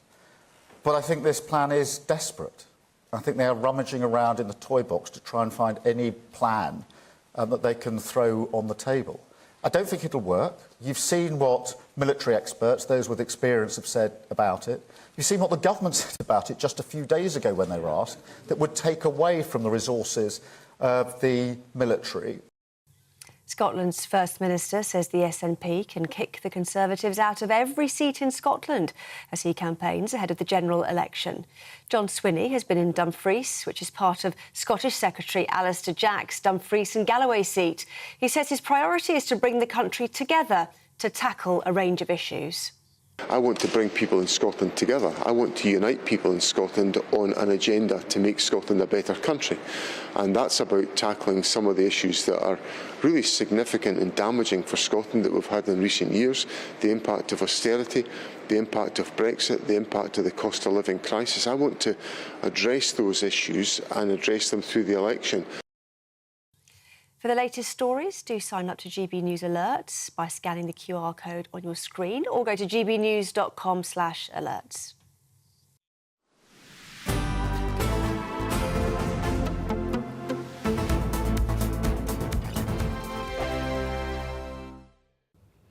Good afternoon. Welcome to your latest GB News weather from the Met Office. Well, there will be plenty more heavy showers on the way for many of us today. These turning heavy and thundery at times, all thanks to this area of low pressure situated across the UK. Various occlusion features pushing their way eastwards will bring a focus for those showers through this afternoon, and it's eastern parts of Scotland, maybe into northeastern parts of England, that we're likely to see those heaviest showers this afternoon, again with some hail and thunder mixed in too. For England and Wales, not quite as heavy, those showers, compared to what we've seen over the past couple of days, but there will still be a few around, and it'll be feeling a little cooler too, with those temperatures only around 17 or 18 degrees, around about average for the time of year. So those heavier showers across eastern parts of Scotland will continue as we head through the rest of this afternoon. Again, some hail and thunder mixed in into this evening, and they could be quite slow moving, but slowly pushing their way eastwards as we head into the latter part of the day. Some showers across Northern Ireland and northern parts of England too, and again, these pushing their way eastwards into Monday evening. The showers across England and Wales will gradually start to ease as we head into the latter part of the day, but there is some rain arriving out towards the southwest, and that will slowly push its way north and eastwards as we head through Monday evening and into the start of Tuesday. The showers elsewhere do gradually start to ease overnight, so there will be some clear spells around, and under those clear spells we could be turning a little chilly with temperatures dropping into the single figures, but under all that cloud and rain, likely to stay that little bit milder. Temperatures here around 12 or 13 degrees to start on Tuesday. So that does mean it's a bit of a damp start for Northern Ireland, Wales and southern parts of England, and that rain does push its way north and eastwards as we head through Tuesday daytime. Some early brightness across parts of Scotland and northeastern parts of England, but that rain does eventually arrive through the afternoon. Plenty of heavy showers as well across parts of northern England, Wales and southwest parts of England, and temperatures again around about average for the time of year. The latest GB News travel. Good afternoon, I'm Andy Hilbert with the latest across the UK. Currently at the moment on the M1 northbound in South Yorkshire, all lanes are open. There was an earlier medical emergency there, junction 32 for the M18 interchange to junction 33 for Catcliffe, Sheffield and Rotherham. In West Midlands, the M5 south, lane closed there on the exit slip road due to emergency repairs at junction 3 for Birmingham, and also in Greater Manchester, the westbound M62, queuing due to the earlier vehicle fire at junction 21 for Milnrow. Currently on the eastbound M65 in Lancashire, all lanes are now open after the earlier accident. Junction 7 to junction 8 at Accrington, and in Stirling the M9 south, queuing due to an earlier accident from junction 11 at Dunblane to junction 10 for the A84, and also as well at the moment in North Yorkshire the A1M south, one lane closed due to an accident which has happened at junction 44 for York and Tadcaster this afternoon. You're up to date. You can stay up to date throughout the day by visiting our website gbnews.com.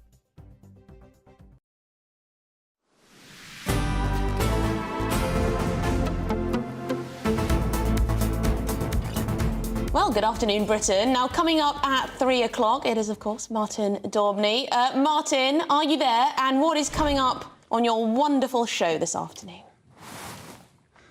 I'm here. I'm still in shock from Jonathan Ashworth, not once but twice, referring to the Kama Sutra. I mean, Jonathan, what you do in private, that's between you and God. Can we please keep it off daytime television? On a serious point, it's day one of the general election campaign. High on rhetoric, short on detail. I never knew Sir Keir Starmer's dad was a toolmaker.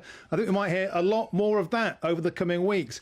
Desperate. Dad's army stuff on defence, but when is Sir Keir Starmer going to show us his medals on defence? We can't have 6 weeks of simply attacking the Tories on the economy either, saying we're on the brink, it's chaos, but the only detail to date of how to raise money is by taxing private schools. The biscuit tin is empty. How will the Labour Party going to pay for running the country? Plus, I'm been inspired by this moving new initiative to get kids, lonely inner city kids, to go fishing and gardening and just being mates with each other on the NHS. Is this cuddly stuff gone mad? Or actually, I think it's a wonderful directive. I'll be speaking to a charity director who believes that friendship can literally help save teenage lives. I'm a massive fan of it. Oh, it's all good stuff, Martin, as we would expect. Well, thank you very much. We look forward to it. Martin Daubney will be lighting up your television screens and electrifying your radios 3 till 6 p.m. Martin Daubney there. Yeah, I mean, you know that Keir Starmer's dad was a toolmaker? Oh, no, I hadn't heard that. No. Wow. No, it's interesting. I did speak to one Tory MP who said, well, look, surely that's obvious, but... Did you know that Rishi Sunak's dad was a pharmacist? No, yeah, well, that's different. Harder to joke about. I don't know Harder what to joke Ed Davies' dad did. Yeah, gosh. Anyway, on that note, the Lib Dems have been continuing their general election campaign today with the first leg of their Blue Wall battle bus setting off. It's not a blue battle bus, it is a very orange battle bus. Very orange. Whilst leader Sir Ed Davey has been launching his party's Scottish campaign. Yes, meanwhile, Sir Keir Starmer has been trying to paint Labour as the party of law and order, claiming that he'll make security the bedrock of his party's manifesto, dismissing Rishi Sunak's pledge to introduce national service. He says it's a sign of desperation. Well, Olivia Utley is on the Lib Dem battle bus for us, and Catherine Forster is in West Sussex, where she's been following Keir Starmer's campaign trail.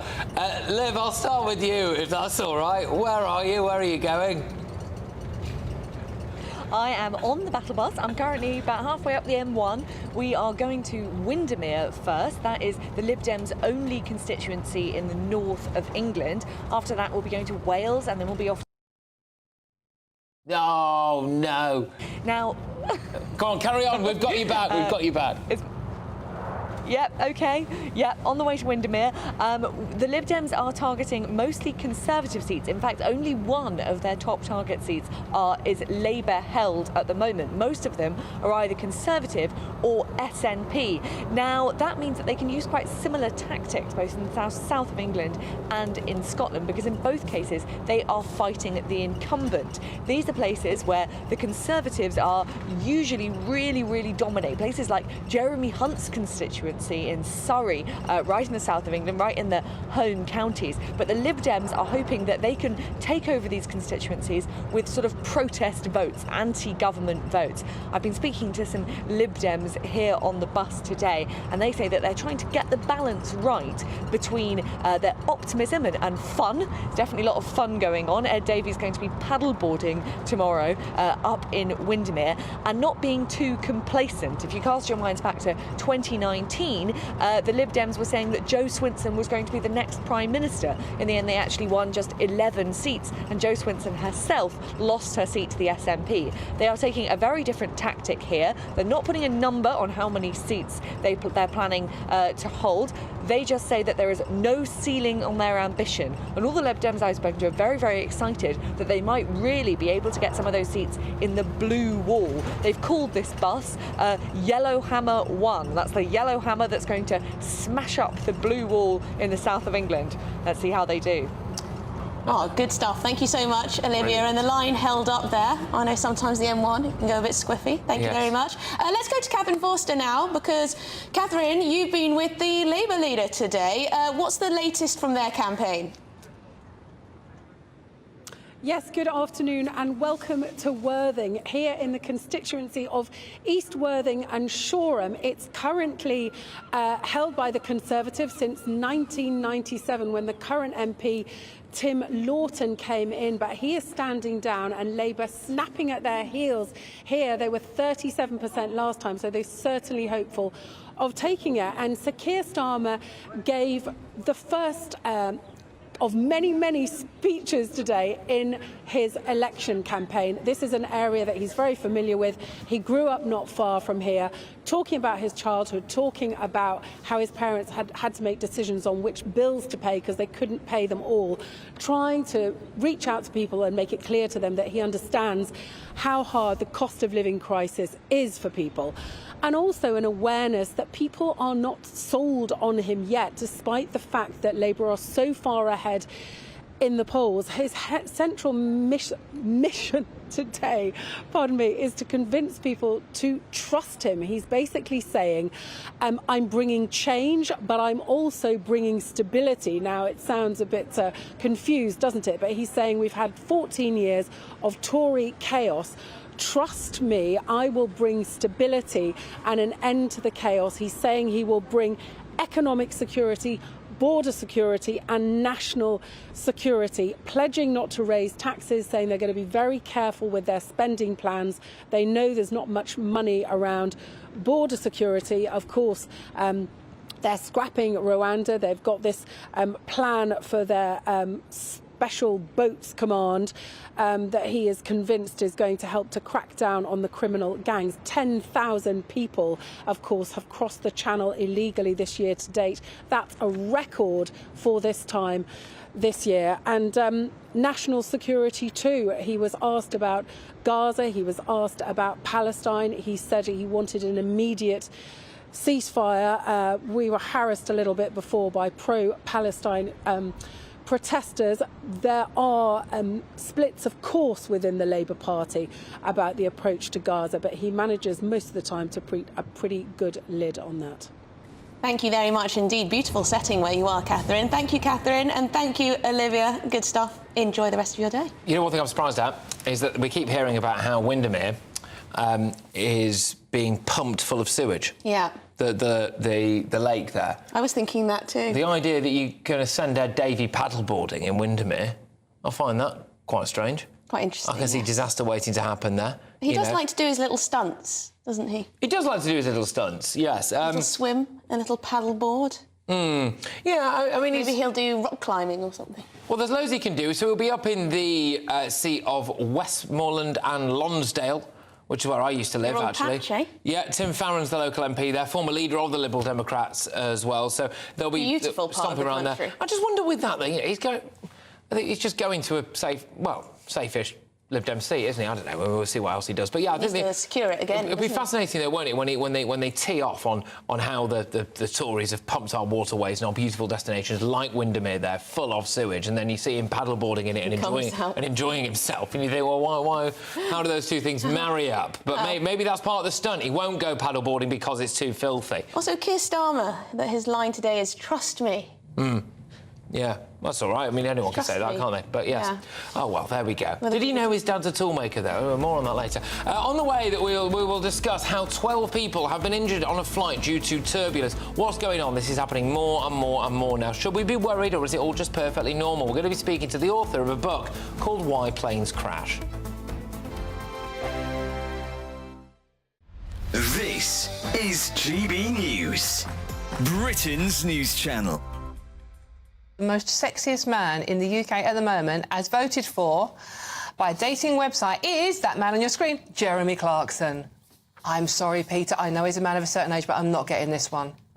Are you not? No. This is another reason for an old wrinkly like me to be deeply joyous. Hope springs eternal. He's grey-haired, he's balding, he's got a bit of a pot belly, he's quite tall. You know, I reckon I might be in without a shower. As long as it's only hope springing eternal, love. What do you make of this one? Yeah, I agree with you. A lot of guys watching this will really be a bit befuddled as to how he's the sexiest guy. I think it's a sympathy vote. No, I get it. I understand it. But he's got a sense of humour, and he's got plenty of money. But what's there to understand? How is he the sexiest man? I'll tell you why. Because he's and I say this as a bloke, he's a man's man. He gets stuck in, he's involved, he's practical, he's physical. Does that make him funny, sexy, though? He's got money. I think men these days, if you ask me, too effeminate. And women don't want that. Women, well, I don't know What do women want? Go on, just mansplain to me what women want. Go on, Sorry, tell us, thank you very much. No, this is voted for by its illicit dating website, OK? Oh, was it an and affairs it's website? married women. But Idris Elba came third. I just think Jez he's a man's man. Like I said, he's physical, he gets involved, he likes a beer, he's got plenty of money. How much did he get for the farm on That's Amazon? so silly. So you're implying women only go for men with money? Well, no, but I mean... He did, didn't he? Just said that, yeah. He's got plenty of money. It's normal for women to want to be with a man who can look after them, no? No. Will you stop mansplaining what women want? My mum had an expression, Ben. She said, when you find yourself in a hole, stop digging. But trust me, if Idris Elba gets himself a pair of wellies, he'll be second next year. If you want your news to be straight talking, this is a nightmare for the Conservatives again. Down to earth. It's not just Nottingham where this is happening, is it? And most importantly, honest. Hard-working, middle-class taxpayers, they'll get the book thrown at them. Then catch me, Martin Daubney, Monday to Friday, 3 till 6 p.m. on GB News, Britain's news channel. Every Saturday, 10 till 12, we'll bring you all of the news that you need to know. We'll also remind you that there is so much to smile about. It's my favourite time of the week. I get to relax, enjoy some light-hearted stories, and let Ellie teach me about fashion too. That's Saturday Morning Live, every Saturday, 10 till 12. Only on GB News, Britain's news channel. We're proud to be GB News, the People's Channel. And as you know, we always love to hear your views. Now, there's a new way of getting in touch with us at gbnews.com/your say. By commenting, you can be part of a live conversation and join our GB News community. You can even talk to me, Bev Turner, or any of the members of the GB News family.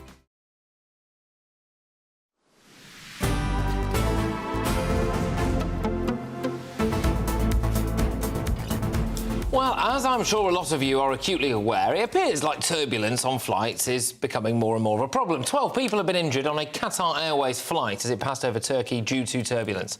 Yes, and this is the second incident where passengers have been injured due to turbulence in just 7 days. Now, climate change has been branded a reason for the increase in clear air turbulence, not clean air. Yeah. But what is really going on? Well, just for a bit of context, we did also have a meteorologist on who said that was a load of rubbish. But anyway, retired former pilot and author of Confessions of an Airplane Pilot, Why Planes Crash, is Terry Tozer. Terry, thank you very much. Look, how bad is turbulence? How unusual is this? What are we living through right now? Well, turbulence is pretty common, but it's never as severe as this as a general rule. These two instances that you mentioned tend to be, I think, really at the end of the spectrum. You know, they're pretty severe and pretty unusual. I can only remember one really serious turbulent event in 20-odd years. So we have to remember, of course, that things are changing. Can bad turbulence actually lead to a plane going down? When can it lead to a crash? Very, very unusual. It's not. Nothing is impossible. But in fact, one of the reasons I wrote the book was because people were constantly telling me that their biggest fear was turbulence. And as a general rule, it's the last thing you need to worry about. The planes are very strong. They don't lose control easily. So these kind of events that we've experienced are really unusual. And if people were strapped in, if they kept their belts on, they wouldn't be injured.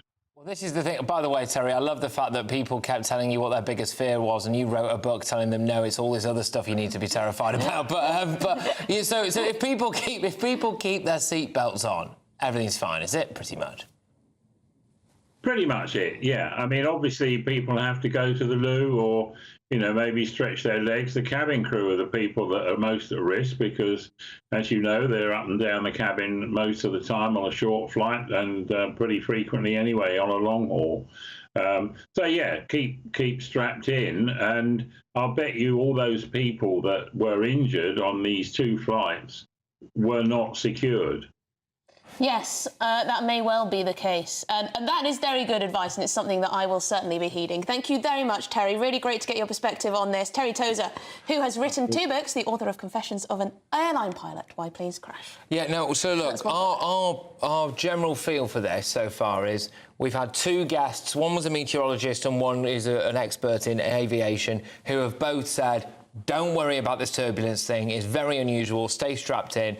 You'll be absolutely fine. We're just hearing more about it. We had another guest at the start of the show who was a little bit more like, yes, this is slightly more extreme. So, you know, take of that what you will. But well, yes. there we go. We've hit all the angles, all the perspectives. Up to you to make your mind up.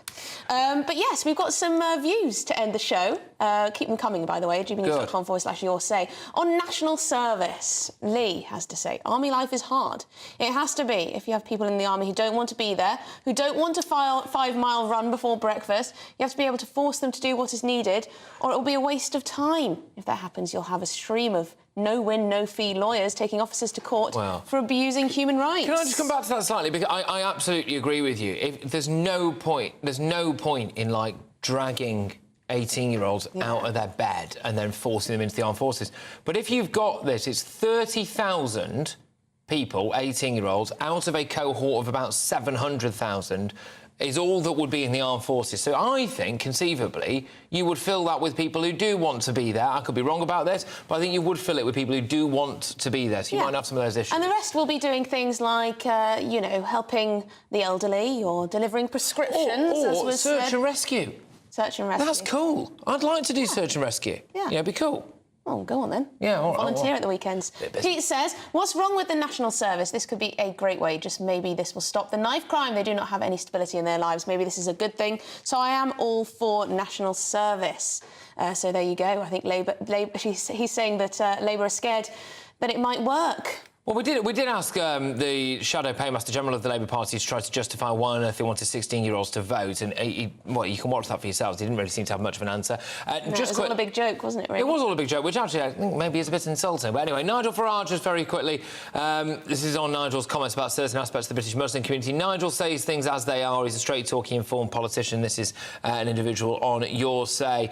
So there we go. Those are a little summary of some of your views. Thank you very, very much, everybody who's been engaging with this show throughout the course of it. It's been tremendous to have you on. Yes, we're trying to keep you very much engaged in the whole election battle, and we'll keep going. I will see you tomorrow, and you'll see them tonight. I'll see you on 9 to 11 p.m. Martin Daubney's up next, so stay tuned.